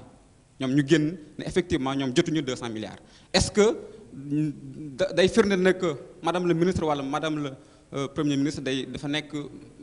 quelqu'un boo xam ne day manipuler ay chiffres pour son propre compte. sunu mbokk mi ñu xamal ko ni justice di doxee le procureur dépend du ministre de la justice. Ça, il faut le savoir. Le procureur, li ko taxaw mooy li ñu naan ministère public. Ministère public mooy défendre les citoyens. Les citoyens sont représentés par l'État et l'État est représenté par le ministère de la Justice. Bokkul ak juge. Procureur li muy défendre aussi mooy ligne bi nga xam ne moom la ministère public jàpp ne mooy la bonne ligne parce que état mooy défendre intérêt wu ñëpp bu indee dossier day dem ci kanamu juge d'instruction bi mooy instruire dossier bi xool ku ne avocat bi ñëw na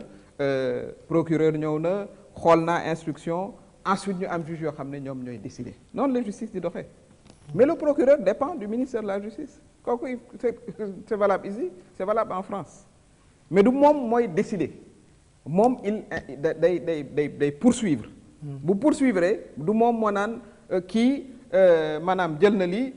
dina dem kaso immédiatement déedéet day taxaw juge bi topp ko wala juge bi bañ koo topp noonu lay doxee donc dafa am li ñu naan le juge li ñu naan les magistrats debout mooy ki nga xam ne mooy poursuivre mooy procureur ak bu ngeen xoolee tribunal les magistrats assis boo seetee mooy ñi toog ñooñu ñooy juges yi ñoom ñooy décider juges yooyu dépendre ñu ci ministre de la justice ñu ngi dépendre ci seen xalaatu bopp ak ci seen foi ak ci seen conscience noonu lay demee donc il faut pas que ñu indi confusion noonu la justice di doxee muy noonu lay doxee fii noonu lay doxee feneen donc bu fekkee ne magistrat la boo xam ne procureur nga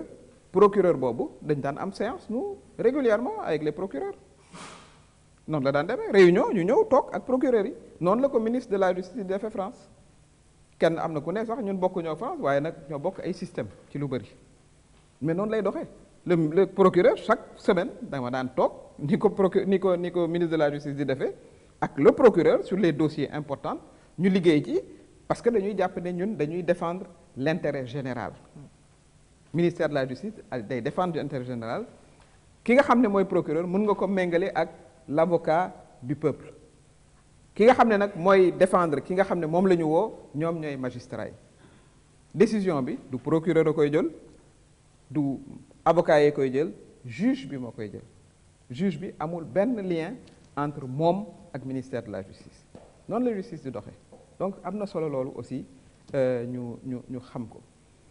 ci wàllu traque des biens mal acquis def naa ne débat boobu tëj nañu ko parce que quand même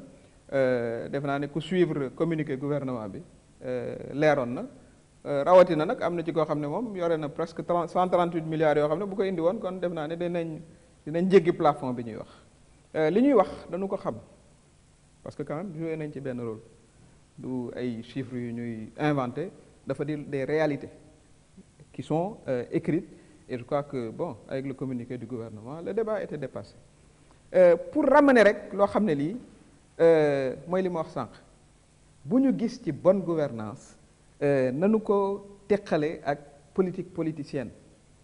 xaalisu réew mi dañu tàmmoon di ci def vraiment loo xam ne lii méngoowul ak liñ ci war a def loolu la fa war a changer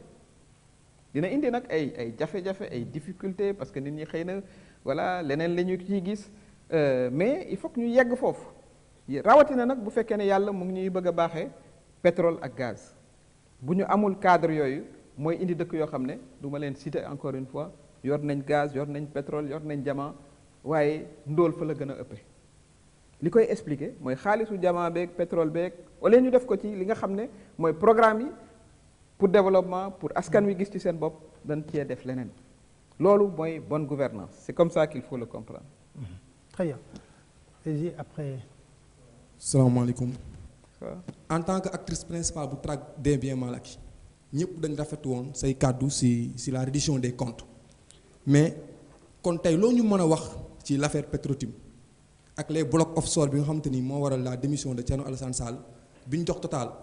te am na ku fay presque le double Macky Sall jël bloc offshore yu Tëngéej ji jox ko Total. alors ci question yooyu defe naa ne leeral am na ci vous avez vu bu yàggul Total ci boppam génne na communiqué pour vraiment remettre les choses à l'ordre première fois te loolu du ñu ko wax ñuy am koo xam ne ñëw nga di explorer di seet parce que dañuy explorer rek dañu rafet njort rek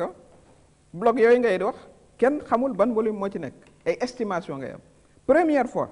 ci bi Sénégal di Sénégal nit di explorer ñu nga andi xaalis d'abord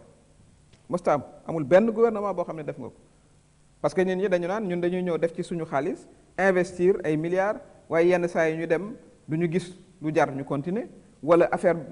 gaz bi day sore ba du jar aussi nga def investissement président ne yéen ay seet risque la mais il faut que ngeen am lu ngeen teg ci table ji te ça ne s'est jamais fait da nga daan di nit ku explorer voilà bu amulee mu dem bu fekkee ne am na d'ailleurs jotuñoo am voilà mu continuer Afrique loolu dafa di pratique boo xam ne pratique bu rafet la dañ ko war a rafetlu parce que du rek parce que dañu nekk dans un système d'opposants que duñu rafetlu li nga xam ne mooy les avancées musul am ku ñëw en situation d'exploration l'État exige que nga teg ci table ji de l'argent qui va dans le trésor public loolu c'est une bonne chose dañ ko war a rafetlu maintenant bon li tax ministre boobu dem kooku awma ci benn commentaire particulier mais bu fekkee ne Total la lettre bi nga xam ne Total clarifié na ko mais dafa jël à contre-pied totalement li nga xam ne moom lañ jotoon a dégg mais li nga xam ne aussi président indi na ko ci une meilleure gestion pétrole ak gaz mooy conseil d'orientation du pétrole et du gaz loolu li tax mu def ko mooy un peu li nga xam ne gis nañ ko aussi ci pays scandinaves yi pétrole bi dafa am noo ko war a gérer ba du doon ñun ñii rek ñoo ciy bénéficier bëgg nañoo dem ba suñuy sëtaat mën cee gis seen bopp dafay laaj nag nga mën ko gérer xam am loo xam ne lii da nga koy jël sax def ko ci li mu tuddee benn fonds pour les générations futures doo dépenser lépp dafa am loo xam ne da nga koy jël denc ko li ci des aussi ñu seet naka lañ ko war a mën a defee ci budget bi mais nañu am esprit positif parce que dara ñëwagul li ñuy def dañuy def prévention dañuy jël ay mesures yoo xam ne bu alal bi ñëwee ñu mën koo gérer ci anam yi mu gën a rafet parce que gis nañ réew yu bari yoo xam ne am nañu pétrole am nañu gaz am nañu diamant mais tey la fa pauvreté gën a bari donc noonu lañu ko gisee et voilà c'est comme ça qu'il faut le prendre. Très bien Bougar. Asalaamaaleykum man maa ngi tudd Bougar Diouf nekk professeur informatique vacataire ci licence professionnelle nekk université. est-ce que pare nga génne benn téere benn rapport def rapport Mimi Touré sur la traque des biens mal acquis nga tey ci biir téere boobu nga wax ne acteurs yi ñoo doon toppee alal ji lañ dépensé du moins ñii lañ topp chef d'accusation yaa ngi nii bi ñu paree lii lañ ci gagné. jóge nga ministère de la justice ñëw premier ministre. tak nga dem ci ay élection locale ñu wàcce la nga dem mujjee ci ay conseil je pense que sa avenir ndax yaa ngi xoolaat sa avenir politique. Très bien merci. alors ci bind livre xam nga dafa am homme d'état da ngay am quand même aussi stature bu ñu lay xaare du loo xam rek d'abord wax ko mais comme professeur nga war nga xam ne dépense de l'état war nga ko mën a tracer au niveau des comptes publics. donc lii nga may wax yow boo ko bëggee defal sa bopp comme professeur mën nga ko mën ngaa xool loi de finance mën ngaa xam compte public yi mën ngaa xool aussi le rapport final bi nga xam ne moom le ministère des finances di ñëw di présenter à l'Assemblée nationale donc di nga ci mën a tracer loolu yëpp maa ngi lay delloo aussi ci communiqué gouvernement bi kooku defe naa ne détaillé nañ ci maanaam chiffre boobu donc loolu du liggéey boo xam ne jafe na li nga xam ne mooy li am solo parce que les questions ne se rapportent pas à nos personnes kooku dama koy waxaat bu fekkoon ne suñu bopp rek la fa mu gën a yombee la ñuy dem toogoon États-Unis ga ñu ne voilà am fa teraanga yor fa voilà noppalu fa loolu taxul vraiment nit di yëngu parce que bu ñu jàpp rek ne da ngay nekk ci politique pour ndomba tànk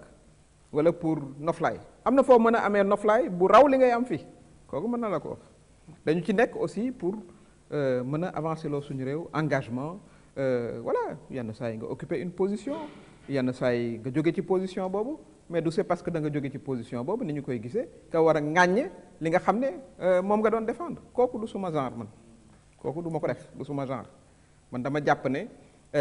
bu nuy ànd ak président de la République am yaakaar ci li muy liggéey gis résultats yi dañu koy gën a jàppale même bu fekkee ne bon on quitte des positions loolu sax ci gëm yàlla la bokk ci gëm yàlla laa jàpp ne la bokk ne mission bu yàlla jàppee ne dafa war a jeex dafay jeex ak loo ca mënti def terewul nag ba tey ñu yor suñu engagement ne ci xam naa ne bon sawar ngeen ci élection locale waaye kenn du wax élection référendum référendum gisoon nañu na mu demee woon te loolu la ñu jëmaat luy niroog référendum élection présidentielle te nag ma fàttali fii ne bi élection di am ba léegi majorité présidentielle bi moo koy gagné et largement voilà kooku it jar nañu yox bu baax a baax ñu xam ko loolu li mu indi waxuma ko sax pour arrogance wala yu mel noonu déedéet li mu indi mooy population yi quand même ñu ngi gis seen bopp ci li président di liggéey voilà parce que aussi dinañ gis xëy na activité rajo beeg télé bi voilà mais population yi ñoom ñu ngi teg seen bët liggéey bi nga xam ne président mu ngi koy def te wax naa ci sànq programme yi mun nañ ci dellu siwaat gis nañ jël benn secteur rek boo xam ne bi électricité la yàggul ba nga xam ne bi dañu amoon les émeutes de l'électricité nit ñi génn di taal ay bureau ay yu mel noonu ndax sonn mënatuñu woon liggéey amatuñu woon courant seeni kër mais kuy waxal yàlla rek war ngaa xam ne situation boobu dépassé nañu ko loolu liggéey bu bare la indi ñu indi ci boo xoolee mbay mi gis nañ ci avancement yu bëri dañoo dem sax ba avancement bi dem ba xaw ñoo ëpp doole sax booy seet yegg ci 1,4 million tonnes voilà yàlla d'arachide yàlla indi taw c'est vrai mais surtout ñu indi semence yu baax yoo xam ne bi dañ koo def indi ko gerte gi di gën a yokk ñu indi aussi matériel bu ndaw bi nga xam ne jox nañ ko baykat yi yombal leen aussi engrais ak yu mel noonu donc liggéey boobu sénégalais yi ñu ngi ciy teg seen bët loolu mooy tax aussi chaque fois que bu président demee élection yàlla may ko ci ndam maintenant nag ni ma ko waxee sànq bien sûr liggéey buy war di continuer la yenn saa yi mu am jafe-jafe mais toujours dañuy am suñu engagement di ko jàppale parce que politique bu fekkoon ne noflaay rek lañ ciy wut kon noflaay voilà doon nañ ko amee feneen. nga toog États-Unis ah. salaamaaleykum ñu ngi nuyu madame Aminata Touré. ñaari question rek laa amoon bi ci njëkk mooy réduction mandat président en tant que conseillère bi ñu ci nekkee ñu ngi bëggoon a xam ba xam bi président parce que avant moo nekk président toog na ci ay plateau yu bari ni moom day réduire mandat am bi mu nekkee président tamit wax na ko amoon na ca benn naataangoo boo xam ni yéen a bokkoon parti muy Thierno Alassane Sall bi ñu ko ci laajee def ni le respect de la parole donnée est sacré mais laaj madame Aminata Touré moom bi ñu ci tollee lan la ci waxoon lan la digaloon président. deuxième question bi mooy ñu ñëwaat un peu ci contrat total bi pétrole bi parce que dañu gis bi récemment bi ñu ko publier dañu gis ni le premier ministre Boun Abdallah Dionne moom moo si apposé signature am te dañu jàpp ni ñoom bi ñu koy signé bi muy apposé signature am passation de service amagul woon moom ak ancien ministre Thierno Alassane Sall ñuy laaj madame Aminata Touré moom nekkoon na fi premier ministre est-ce que bu nekkoon ci condition yooyu moom dina ci sañ def teg signature am ak loolu fan la ko waa APR teg wala waa gouvernement bi teg bay jël lu toll ni ay contrat di ko signé di ci def apposé signature am te passation de service amul jërëjëf. merci au moins c'est précis et concis. alors sa question bi nga xam ne mooy affaire mandat bi. loolu sénégalais yi ñoo ko régleel seen bopp. président dafa dem proposer leen voilà réduction mandat bi mu demee au référendum. lii nga ci wax yépp débat nañ ko ci ay fan opposition bi ne bu kenn wote référendum bi gis ngeen ñaata lañ ko wote 63% la ñu ko wote donc débat boobu féete na ginnaaw parce que nag aussi réew dañuy discuter après di avancer bu discussion bi ñëwee ña koy tranché maanaam ña koy réglé mooy sénégalais yi ba ñu demee référendum 62% des sénégalais d'accord nañu ak li nga xam ne moom le président proposé terminer mandat septennat yi nga xam ne ñooy ñëw ay mandat wu 5 ans lay doon donc débat boobu booy seet jàll na ci affaire pétrole bi ak gaz bi man dama bëgg aussi ñu am ci optimisme dañ ci war a am optimisme parce que pétrole bi ak gaz bi bu ñëwee sénégalais yi ñoo ciy profiter donc foog ñu am débat bu serein autour de ces questions li ma naan dafa am question yoo xam ne dafa laaj consensus national gaz ak pétrole daf ci bokk. Premier ministre bi muy signé premier ministre la xam na toutes les règles de l'administration évidemment bi mu koy signé il avait habilitation pour signer ko donc kooku du problème bu ñu ko signé nañu ñaan yàlla total bi nga xam ne mooy nar a gas fekk fa pétrole bi nga xam ne am nañ ci yaakaar bu ko defee alal bi yokku sénégalais bu ne gis ci sa bokk te bu ñuy gérer alal boobu nag ñu gérer ko ci anam ñi ñu ko war a gérer conseil pétrogaz boobu am na solo aussi ñu jëmmal ko ñoom it ñuy joxe orientation bu ko defee aussi suñu gouvernance di amélioré wu man noonu laa ko gis. mais am na benn revendication ñu ne conseil boobu bu ñu ci dugaloon membre société civile dina gën a am crédibilité. dina yokk crédibilité je veux dire. mais loolu lu ñuy waxtaane la yooyu ay waxtaan la c'est possible yu ñu war a waxtaane la yooyu yëpp mën nañ ko booy xool administration toujours dañ koy améliorer. par exemple voilà des sujets yoo xam ne war nañ koo waxtaane kooku amuma ci benn problème. On va de l'autre côté. Depuis 1963 à 2012, Sénégal mosul excédé 15 candidats durant les élections présidentielles. De 63 à 2012, 49 ans, on a 59 candidats. Donc si on fait un ratio, on aura 6 candidats par élection. Est-ce que nekkul élection législative 47 listes nekkul benn alibi pour instaurer le parrainage update voilà est-ce que le parrainage nekkul benn système pour punir wala emprisonner certains tenants dans l'arène politique le cas de Khalifa Sall par exemple sama beneen laaj aussi damay wax ni est-ce que moment bi ñu ko duggee c'est un moment opportun vu la situation qui est un peu chaotique avec les enseignants jàng ak njàngale bi est-ce que moment bi waroon leen dugal parrainage bi. ci wàllu parrainage bi waxtaan nañ ci sànq. ma expliquer li nga xam ne moom lañ ci jarul dellu si waat je crois. voilà moom lañ ci seet. li ñu war a xam mooy élection mu jëlee rek élection législative pratiquement d'une élection à une autre dañu plus que doubler le budget 6 milliards la woon 2012 15 milliards la 2017. Élection présidentielle soo nee 7 de moyenne déjà sa calcul bi maanaam jaarul fi mu war a jaar parce que déjà élection 2012 13 candidats la ñu amoon boo koy fàttaliku. donc sa moyenne boobu déjà presque doublé nañu ko donc calcul bi war nga koo xalaat tuuti. donc li nga xam ne mooy li am solo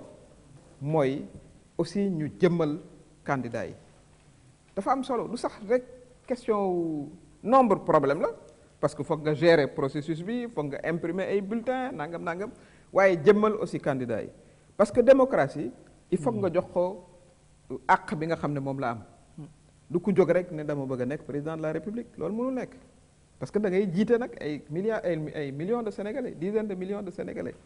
il faut que c'est pour ça que ñuy laajte voilà bonne mœurs casier judiciaire ak yu mel noonu donc kooku defe naa ne bu fekkee ne rek dañuy wax lu objectif war nañu jàpp ne du pour éliminer qui que ce soit d'ailleurs parti yi nga xam ne ñooy kaas bon pour d'autres raisons li tax ñuy kaas du parrainage bi c'est parce que ñu ngi ci jëm ci ay élections foog ku ne aussi wane sa bopp voilà loolu rek la waaye amul benn ci parti yooyu ku mënula am 1% loolu xam nañu ko mais li am solo aussi mooy égalité parce que 1% dañ ko doon laaj candidat indépendant yi kenn musta kaas te am nañu candidat indépendant yoo xam ne mais ñoo ëpp taxawaay fuuf yenn parti am na parti yoo xam ne mosuñoo am activité bañ leen signaler récépissé ci lañ leen gëj a dégg. mais loolu est-ce que mënuñu jël texte yi nekk ci biir ministère de l'intérieur pour rationaliser parti yi ku respecté wul texte yu nekk ci ministère de l'intérieur de commun accord ñu ne par exemple état financier chaque année nga war ko déposer woo ko est-ce que mënuñu ko def. mais de fait parrainage bi loolu lay régler sax booy seet parce que bu fekkee ne dañu jàpp aussi ne li ñu war a fàttali. mooy parrainage bi du rek pour élection présidentielle pour élection municipale dinañ la laaj aussi pourcentage u inscrit ci sa commune pour élection législative dinañ la laaj 0,5% pour élection départementale yi dinañ la ko laaj donc c'est normal aussi que ñu laaj pour présidentielle loolu yëpp pour rationaliser système élection yi fexe daal ba vraiment mu doon système boo xam ne voilà sénégalais yi dinañ ci gis seen bopp parce que bu ñu demee nag ba gëmatuñu wala processus bi amatul sax sérieux bi mu war a laaj nit ñi dañuy bàyyi démocratie dafi leneen te kooku nag aussi du lu gën ci réew. je pense que question parrainage moom sous toutes les formes tontu nañ ko quoi mën nañ ko bàyyi mu jàll ay ci. Bonsoir Madame le Premier ministre. Pape Medoune mayel kii. Je vois que vous aimez bien le président Macky Sall au point de déclarer le Sénégal pays en voie de développement. J'aimerais sur ça, comme que vous avez dëkk nga États-Unis xam nga organigramme les pays développés ak les pays sous-développés les pays en voie de développement. dama bëggoon xam comme que ancien premier ministre nga aussi sa parole dafa am solo dama bëggoon xam ci loolu les pays développés comme en voie de développement comme bi nga wax Sénégal en voie de développement la ci yan critères la Sénégal matal ba ñu mën a wax Sénégal tey nekk na pays en voie de développement. Deuxième question ma question elle est relative par rapport ak politique parce que je vous ai bien suivi au local Grand Yoff foo munti taxaw da nga doon wax ni la population Grand Yoff dañoo war a fal des maires résidents des maires yu fi nekk pas ay maires délégataires de signature ak yooyu tey gis nañ ni tu as changé de camp tu as changé de zone de base est-ce que loolu tey du jox population yi nii politiciens yi à chaque fois bu ñu amee intérêt la ñuy wax mbir waaye du lu ñu gëm parce que li nga promettre waa Grand Yoff tey nan nga mën a taxawee tey waxaat leen même chose wala ñoom naka lañ mën a jàngee say paroles. alors xam nga concept aussi foog ñu comprendre lan la quand on dit pays en voie de développement c'est un concept consacré liggéey naa Nations Unies ay ati dafa am dañ ko c'est un terme consacré ay pays en développement tax la ñuy gën a wax voilà am ay pays à revenu intermédiaire loolu tamit concept la dans la politique de développement. S'il vous plaît, voilà, si on peut écouter aussi, c'est important. Ñu valider ko aussi voilà.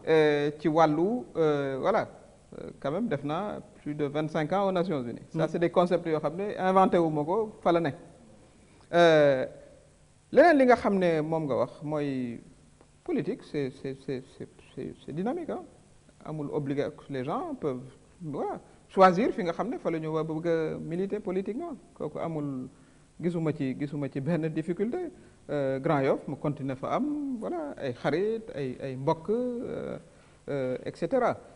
noonu laa ko gisee c'est-à-dire il y a pas de amul leneen loo xam ne lii war nañ ko cee mën a gis politique ngay wàcc sur le terrain waxtaan ak ña fa nekk waxtaan ak population yi proposer leen voilà projet de société des programmes ñu nangu wala ñu bañ a nangu looloo fa nekk amul benn animosité boo xam ne bii vraiment war nañ ko cee mën a indi en tout cas c'est ma conception que j'ai de la politique te defe naa ne aussi noonu la ci la plupart de nos concitoyens noonu lañ ko gisee moo tax opposition aussi saa yu wootee pour fitna duñ ko ci topp parce que dañu dépassé loolu ça ko moom c'est ça aussi la maturité aussi de nos concitoyens xam nañ ne politique daf ci am temps boo xam ne xëy na temps wu élection la jotagul am temps boo xam ne pour liggéeyi la am temps boo xam ne pour jàngi la waaye nag mënuñ koo def rek dëkk boo xam ne politiciens yi aussi rek ñoo ko moom kooku c'est pas du loo xam ne lii aussi mën nañu ko nangul tout le monde. Pape Medoune Bal. Bonsoir madame la conseillère spéciale du président de la République monsieur Macky Sall ñu ngi lay dalal jàmm bon sama question mi ngi commencer. boo yëkkatee micro bi si honorable député Ousmane Sonko dafa génnew benn livre boo xam mi ngi koy intitulé pétrole et gaz au Sénégal boobu ba léegi mu def ci ay accusations yu grave jëmale ko ci état bi yéen lu tax mënu leen ko porter plainte dem na ba ci sax moom mi ngi leen di défier naan leen ñëw leen ñu def débat télé pour def benn débat de confrontation sama beneen question bi lu tax privilégié wu leen l'expertise nationale parce que gis nañ benn dossier Millicom bi Yirim Sow Free ak Kabirou Mbodj lu tax doomu sénégalais bu ñuy xëccoo ak occidentaux yi toujours occidentaux yi ngeen di jox li ñu bëgg. xam nga démocratie ku nekk da ngay am sa opinion di ko développer voilà li ma ko waxee opposition moom mënoo voilà le pouvoir ne peut pas trouver grâce aux yeux de l'opposition maanaam mooy rek li ñuy wax sa wajju bu lay sang moom doo gaaw a set donc loolu mooy seen liggéey dañ leen koy nangul voilà gouvernement bi di def son travail di informer les populations bu élection jotee ñu tranché loolooy démocratie tranché nag boobu ba ñuy tranché ba léegi macha allah voilà population baa ngi def confiance à la majorité présidentielle sur la base aussi de li ñuy gis parce que aussi du rek wax ju bari mooy tax sénégalais aussi wote la ñu ngi gis aussi ci seeni expérience li nga xam ne voilà gouvernement baa ngi koy liggéey mais du tere ni ma ko waxee man dama jàpp ne opposition dafa am voilà ay droits dañuy exprimer wu à l'Assemblée nationale di exprimer wu dans les médias loolu la ñu xamee Sénégal une démocratie dynamique mais aussi nañuy sàmm à mon avis li nga xam ne mooy fondement wu suñu démocratie mooy d'abord voilà ne pas être prêt à quand même aux extrêmes maanaam di toujours bàyyi xel rek fu nu munti far intérêt u Sénégal sa question bi nga xam ne jotoo ko yeggali ci enseignement la woon ma fàttali appel bi nga xam ne def naa ko ci suñu mbokk enseignants yi ñu ci bëri ñu am ci ñun ñëpp am nañu ay mbokki ki rakka ki mag yi enseignant donc ci réew mi la ñu bokk ñoom it ñu bàyyi xel ci li nga xam ne moom la ñuy liggéey ñoom dañuy liggéey pour le présent mais aussi pour le futur parce que ñun ñëpp ci seeni loxo la ñu jaar ba yegsi fi ñu yegsi donc moi c'est noonu laa ko gisee je ne vois pas de voilà d'animosité parce que diw a ngi opposition diw newu fa bu débat amee nañ ko teg sur la place publique ku nekk joxe sa opinion parce que nag ki nga xam ne mooy tranché moom mooy électeur bi bu élection jotee yow da nga xam ndax la nga doon wax nangu nañ ko wala nanguwuñu ko mais ci débat bi rek nañuy privilégier aussi bon li ma tuddee courtoisie démocratique dafa am solo ci réew te ba tey nag defe naa ne ñu ngi ciy góorgóorlu. salaamaaleykum ma lay gërëm di la sant Pape Alé ci invitation bi di nuyu madame le premier ministre Aminata Touré di présenté wu Mamadou Cissé. donc Mamadou Cissé mën nga poser sa question. d'accord donc ma jublu ci question bi mu ngi jëm ci wàllu communication mouvance présidentielle parce que dama lay gis très souvent su amee lu xew nga monter au créneau def communication bu leer par rapport ak loolu sama question ci loolu mooy ban appel ngay lancer leader yi nekk tey au pouvoir parce que dañu seetlu ni tey gis nañ ko ci référendum bi gis ko ci parrainage bi dañuy bàyyi ba opposition bi wax ba ne saay ñuy soog a jóg monter au créneau pour joxe une explication claire est-ce que waruñu jël les devants de la scène pour que balaa tey ñuy sape nu mu tuddati conscience su population yi mu mbir mi mën a leer avant loolu. président de la République dafa mettre en place lu am solo muy délégation à l'entrepreneuriat rapide muy 30 milliards yu mu jagleel jeunes yi ak femmes yi mu nekk lu am solo lu ñu musul gis Sénégal tey ma doon laaj est-ce que tey loolu suñ ci boole woon benn volet formation parce que xam nañ ne jeunes yi ñu ci bëri tey amuñu qualification donc soo leen financé ci domaine boo xamante ne xëy na maîtriser wuñ ko. dina xaw a jafe ñu mën ci développer bu am ci bi une insertion durable parce que gis nañ ni agence nationale de la maison de l'outil ANAMO mu ngi def des formations de courte durée di équiper jeunes yi à ce que ñu mën a am une insertion durable te am na ci ay exemples palpants. Très bien, allez-y pour les réponses. waaw communication moom lu am solo la parce que. c'est votre talon d'Achille là. Parce que président da koy wax chaque jour nee na da ngeen communication ba dafa sooxe. ah waaw mais boo nekkee ci gouvernement action gouvernementale bi macha allah sakkan c'est vrai il faut toujours. Merci pour la réponse. il faut toujours communiquer. il faut toujours communiquer dañu ci encourager suñu jeunes yi voilà loolu lañ ci mën a wax ñu ngi ciy góorgóorlu mais defe naa ne sénégalais yaa ngi ñuy dégg quand même ni ma koy waxee parce que élection yi fi jaar yëpp majorité présidentielle ba nga koy gagné. Mais toujours dañuy gën a góorgóorlu ñu ngi def ay séminaires pour former nos jeunes ak ni ma toogee nii di waxtaan ak yéen loolu yëpp ci communication bi la bokk donc loolu it def naa ne laaj bu am solo la deuxième point bi nga wax mooy voilà fi nga xam ne entrepreneuriat rapide bi lañ ci bëgg président dugal ci 30 milliards nga ne war nañ cee former jeunes yi defe naa ne loolu aussi ñoom ñu ngi ciy bàyyi xel délégation voilà à l'entrepreneuriat rapide ñu ngi ciy bàyyi xel ba ñuy indi seen projet aussi ci biir projet bi dina am benn li ñu naan volet développement de capacité mu ngi ci biir te defe naa ne ni nga ko waxee dinañ leen boole aussi ak ñi nga xam ne ñooy jox les formations ak yu mel noonu mais li ñu ci war a jàpp rek mooy ni président gisee maanaam importance su emploi des jeunes dafa am solo li tax mu tuddee ko entrepreneuriat rapide dafa jàpp ne projet yi ñu daan def am na solo mais procédure bi daf daan yàgg voilà nit dina dugal projet toog ay weer mu ne nag moom li mu ci bëgg mooy ñu dal di am maanaam rapidité ci processus boobu bu ko defee nit ñi aussi ñu yombal la leen ni ñuy formuler projet bi ni ñu leen di joxe xaalis bi ba tey nag aussi di leen topp parce que du jox la xaalis rek pour nga dem dépenser ci la formation bi di ñëwee ni nga ko waxee sànq ak aussi ñu mën laa suivre après nga mën boo commencé lu ndaw muy yokk ba nga mën cee am entreprise noonu lañu ko gisee donc ce point bi nga wax def naa ne am na solo. Ngoné Sali Diop, je crois. Bonsoir Pape Alé. Bonsoir Madame l'envoyée spéciale du président de la République. Moi c'est Ngoné Diop. Voilà, sama première question day dem ci TER, train express régional. May laajte ndax tey priorité bi warul woon mën a nekk ñu réhabiliter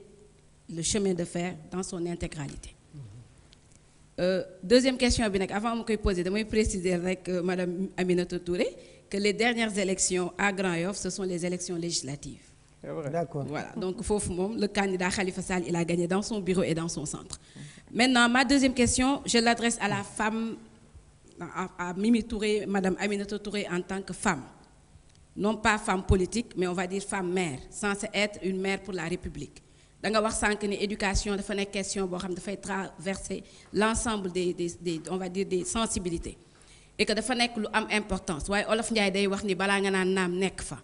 xale bi balaa moo jàngi foog mu am protection foog mu am jàmm ñuy assister depuis pas mal de temps à une barbarie boo xam ne ñu ngi koy def ci xale yu ndaw a ndaw yi muy ay enlèvement muy ay meurtre muy ay yu doy waar yoo xam ne xew na ci biir réew mi te gisuñu si madame Aminata Touré ni muy waxee depuis sànq ni ma jàppale Macky Sall mu jàppale ñu ci c'est-à-dire tey est-ce que jotul nga jël sa statut bi nga xam ne mooy bu femme di femme politique di femme leader nga jël les questions yi nga xam ne day concerner les patriotes les citoyens nga jël ko à bras le corps xeex ci taxaw ci thème pour que ñu am ci ay solutions foofu en fait la ñuy xaar ci yéen jërëjëf. Au moins on a une femme aujourd'hui qui colore notre assistance et c'est très important. Alors ci question bu mujj bi nga wax maintenant le gouvernement ci boppam a pris à bras le corps la question wu sécurité am na ministère boo xam ne moom lañ ko jagleel. mu jël ci ay mesures communiqué ci voilà président de la République wax ci voilà def naa ne la question quand même elle est bien prise en charge évidemment képp koo xam ne. yaay nga wala même bu fekkee ne sax amoo doom acte yooyu da nga koy condamné muy acte yoo xam ne dañ koy daawuñ ko daan gis Sénégal dañ ko daan gis ci yeneen i réew nit ñi dañu war a xam ne aussi jamono day changé nit ñi dañuy demlante que ñëwante di indi yoo xam ne yi xëy na xamuñu ko woon li ñu ci war a def mooy aussi ñaax les parents ku ci ne gën a voilà am seetlu ci sa doom yokk sa sécurité doom parce que kii gën a protéger doomam nag mooy ay waajuram yooyu aussi foog ñu koy waxtaane voilà ñuy seet fu ñu ne di leen nemmeeku voilà di leen def ci condition yoo xam ne yi xëy na yàlla bu ci ànd dina leen mën a aar voilà président de la République jox ay instructions yu leer ministère de l'intérieur ci wàllu voilà seetlu ci wàllu surveillance loolu yëpp mooy indi ñu mën a gën a aar sunu xale yi ni nga ko waxee individuellement mais collectivement mais ñi njëkk am responsabilité ci xale yi nañ koy fàttali aussi mooy les parents ñuy bañ a aussi yenn saa yi voilà du ma ne sàggan waaye rafet njort boo xam ne bi bàyyi woo xel ne jamono changé na am na ñuy ñëw jóge feneen indi yeneen habitude noonu lañ ko war a gisee di ci yee toujours aussi yaay yi surtout parce que yaay yi nag ñoo yor doom yi booy seet mais ak papa yi aussi ñoom ñooy premier garant de la sécurité des enfants loolu aussi ñu koy wax di ko waxtaane bu ñu tegee politique à part loolu am na ci solo ñu leen ciy gën a ñaax di leen ci gën a encourager ensuite deuxième ligne bi di sécurité publique ni ñu ko waxee yokk aussi surveillance bi ci xale yi loolooy tax suñu xale yi aussi mën a mucc mais quand même boo jëlee ak lu mu metti na parce que événement boo ci jël rek day metti voilà benn xale rek bu ñu ko voilà faagaagalee day metti nation bi yépp mais quand même defe naa ne cas yi def naa ministre de l'intérieur ñëwoon na fi à peu près def quoi une dizaine de cas la malheureusement jamono moo demee ni mu demee man dund naa ci dëkk yoo xam ne yi boo demee supermarché sax sañoo bañ a téye sa loxoy doom parce que malheureusement voilà dem nañ ba seytaane jiital ñu bare donc sur le terre noonu la ñu ko gisee le terre il faut que ñu am ci compréhension li nga wax ci affaire chemin de fer lu am solo la le terre d'abord dafay am lu muy indi ci koom-koom bu région du Cap-Vert le terre dañu ko lënkale ak aéroport doo jël terre bi rek seppi ko noonu terre bi dafa am aussi un lien avec aéroport bi nga xam ne def nañ ci alal bu bari am na étude boo xam ne Banque mondiale defoon na ko wane ne daanaka li ñuy perte ci embouteillage li ñuy perte ci retard boo ko xayma pratiquement 50 milliards la parce que duñu circuler képp ku am auto Dakar xam nga ko xëy na yow boo nekkee fonctionnaire dem ak dikk ngay def waaye ñi nga xam ne ils ont des affaires à traiter et cetera Banque mondiale indi na ci étude wane ne pratiquement dinañ ci perte 50 milliards donc il faut que ñu yokk ni ñuy circuler ci suñu capitale bi rawatina nag bi nga xam ne dañu am une nouvelle ville muy Diamniadio donc terre bi am na ci solo mais ni nga ko waxee li nga xam ne moom la président prévoir immédiatement mooy mun a raccorder terre bi ak chemin de fer bi day dal di jël relais fi nga xam ne fa lay yem train express régional bi ci aéroport bi dal di continuer yegg ba Tamba am na beneen projet boo xam ne sax day jógee maanaam bu yegsee ba Tamba dal di jàdd dem ci les mines de la Falémé projet boobu dafa ànd ak projet aussi port minéralier de Bargny loolu yëpp xalaat la boo xam ne bi day yokk suñu koom-koom parce que transport dafa am aussi importance ci boo bëggee yokk koom-koom donc man noonu laa ko jàppee que projet bu am solo la parce que dafa am impact économique bu am solo te dañu koy lier doo ko séparer benn la da ngay commencer ci TER bi parce que bëgg nga am fluidité ci région bi maanaam dem ak dikk bi gën a yomb bëgg nga koo connecter aussi ak aéroport bi waaye aussi bëgg nga rapidement nga mën koo connecter ak saxaar normal bi nga xam ne day dem ba Tamba jàdd ci suñu mines yi lëkkaloo aussi ak port bi nga xam ne moom la ñuy commencer ci Sendou. Alors je pense qu'on a deux intervenants. Président, si on le laisse terminer, après vous prenez. Vous êtes le dernier intervenant après. Alors merci Madame le Premier ministre, merci Pape Alé pour l'invitation. Samay question tey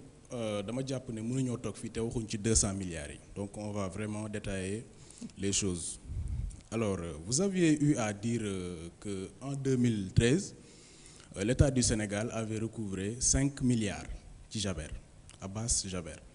léegi ñu gis que ni y a eu une loi de finances rectificative boo xamante ne nii c'est la loi de 2013 bu jug ni Abbas Jaber day 2 milliards la fay 498 millions ñiy laaj loolu lan nga ci xalaat voilà donc ñiy laaj aussi 200 milliards yi nga wax mën nga ñu ko détailler parce que le communiqué de la présidence bi ngay wax léegi nii moom 152 milliards la wax Sidiki Kaba lors d'une émission à la TFM en 2016 en juin 2016 face à Mamadou Ibra Kane ne woon na 50 milliards la état bi recouvrer ci track bi ñuy ñaan nga jàppale ñu ci réponse yooyu mu doon ay réponses yu nar a précise nag nga jàppale ñu ci rek waaw. waaw débat boobu encore une fois xam nga 152 milliards boo ci dindee 200 milliards mën ngaa calculer dem naa yaa ngi ci 48 li ñuy war a jàpp mooy dafa am aussi des biens physiques yu ñu recouvrer boo recouvrer bien physique da ngay am estimation bi du gouvernement bee koy def estimation bi expert yee koy def boo boolee loolu mooy doon estimation bi nga xam ne moom la ñu joxe mooy 200 milliards question boobu def naa ni vidé nañ ko te encore une fois da ngay recouvrer bi ministre bi di wax c'est toujours opération yoo xam ne day continuer boo demee dëkk bu mel ni Nigéria nga xam ne recouvrer nañ presque 1 milliard de dollars mais dañ ko recouvrer sur 10 ans parce que du opération yu simple c'est des opérations très compliquées da ngay am par exemple des avoirs yoo xam ne dañuy saisir compte suñ boobu nga tudd moomu dañu saisir compte am Monaco bés bu fekkee ne mën nañ jot ci alal boobu da nga koy yokk maanaam ci li nga xam ne jot nga ko recouvrer te boo recouvrer nag doo ko teg ci benn compte rek di ko xool da nga koy dugalaat ci loi de finances rectificative bi nga def yóbbu ko ci député yi ñu ne waaw kon mën nañu ko yóbbu ci maanaam santé wala mën nañu koo def ci ay yoon ak yu mel noonu la tëddee maintenant li ñu ci war a jàpp mooy aussi lu tax ñuy def loolu yëpp encore une fois li tax ñu koy def mooy pour mën a aar alalu réew mi parce que ni ma ko waxee am na dëkk yoo xam ne yi 1970 pratiquement ci Asie lañ ne woon waa Afrique ñoo leen ëppoon koom-koom waaye fexe nañu ba yaxanal seen alal ba tey ñu ngi raw tubaab yi donc loolu dafa am solo loolu mooy philosophie bi nga xam ne moom la ñu war a comprendre expliquer ko ba nit ñi comprendre ko du caaginu soxor la wala dañuy poursuivre non dañuy jàpp ne alal boo xam ne bii da nga ko war a def ci développement def ko ci ay kër def ko ci ay yoon def ko ci santé ca la war a dem c'est comme ça qu'il faut le comprendre noonu laa ko noonu très bien nous sommes pratiquement à la fin de l'émission. Allez, votre question. salaamaaleykum yaay Aminata Touré. candidature yi di ñëw. kan moo koy tànn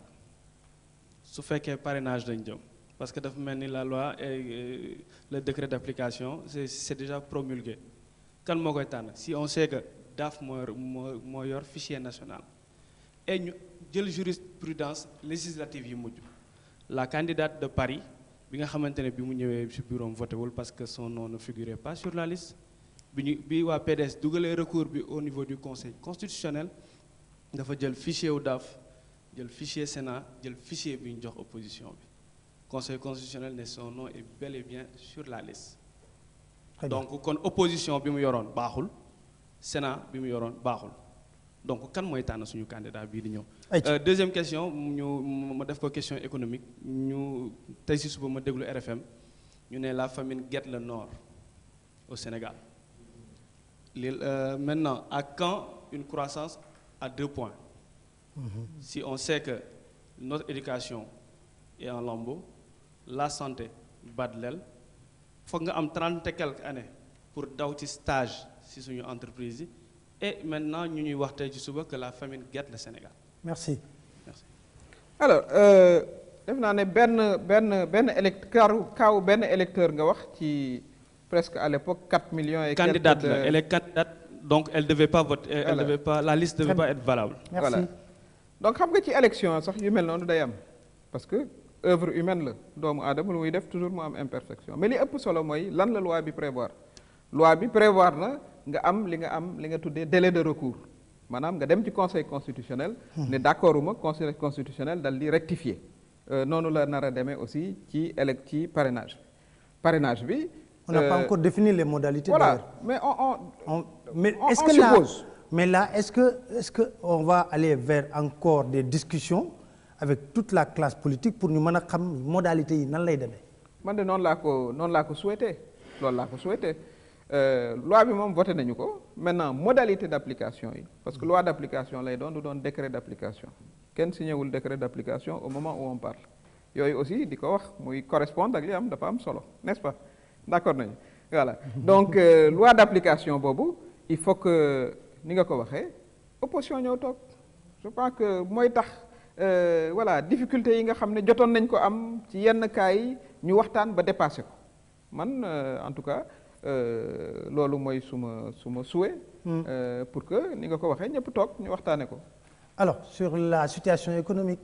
Alors situation économique ni ñu ko waxee travail boo xam ne day xal di continuer mais li nga xam ne war nañ koo mën a reconnaître mooy Sénégal mooy 2e taux de croissance bi ëpp ci Afrique ex aequo ak Tanzanie loolu quand même firnde la bi nga xamee ne président de la République ñëw na fi ñu fekk compte public yi ak fi mu nekk léegi quand même am na avancement te da nga koy gis ci sa dundit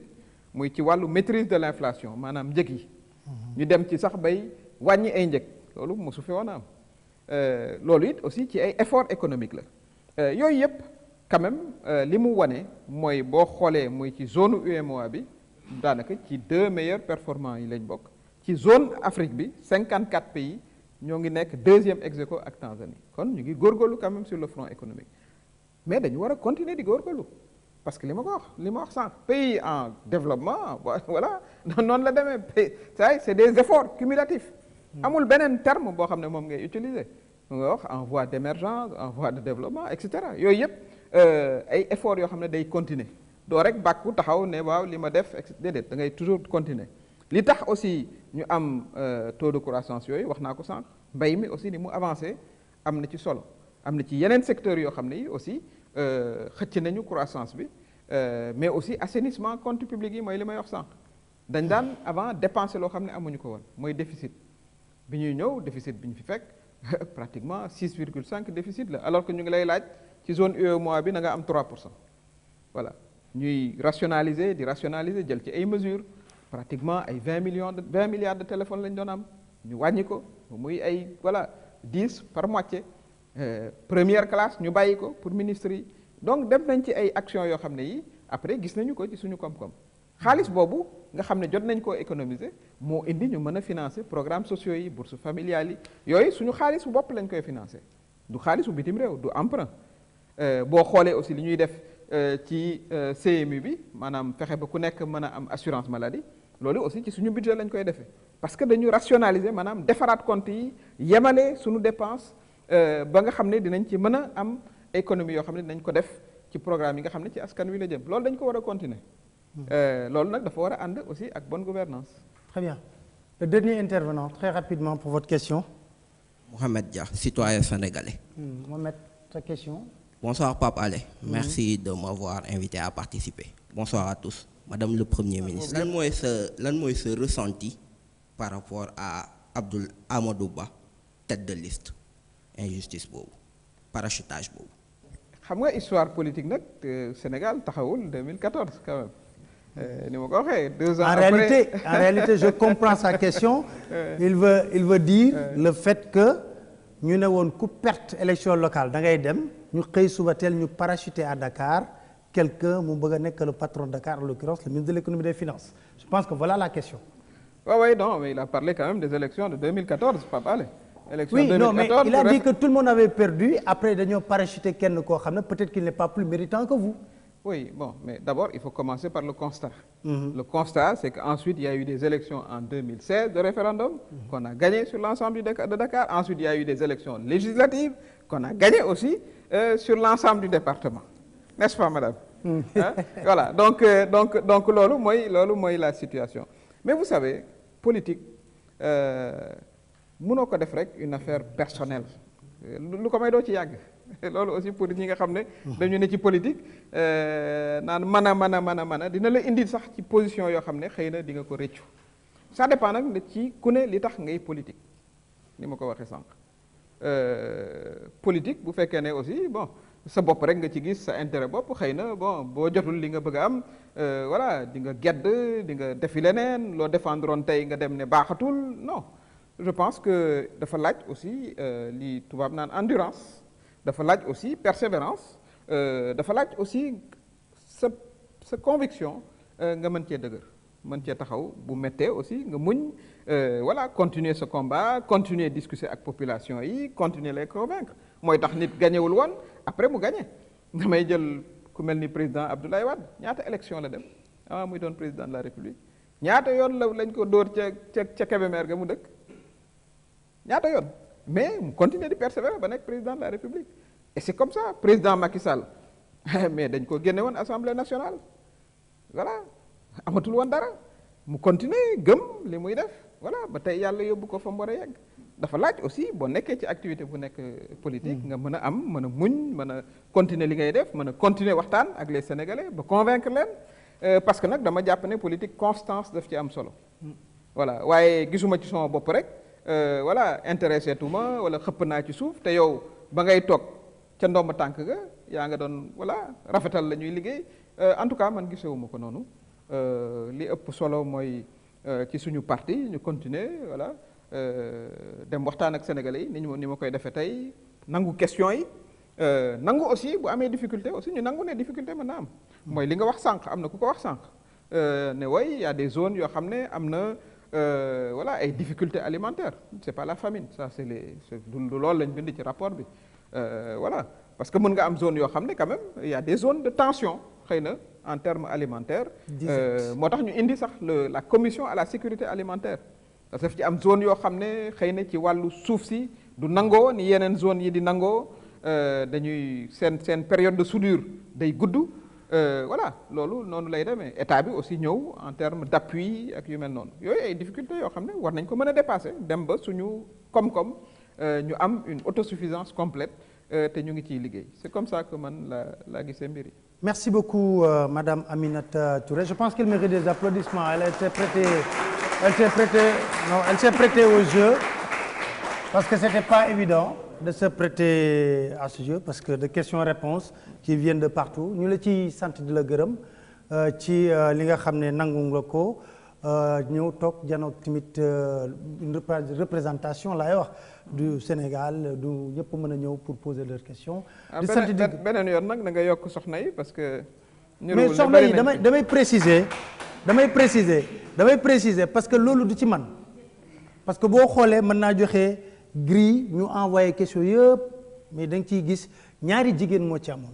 peut-être Ngone ak une autre dame qui malheureusement mi ngi dëkk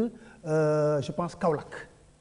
sa ville fa la dëkk mu ne ma mënuma ñëw ci émission bi ba ma ko contacter loolu la ma wax donc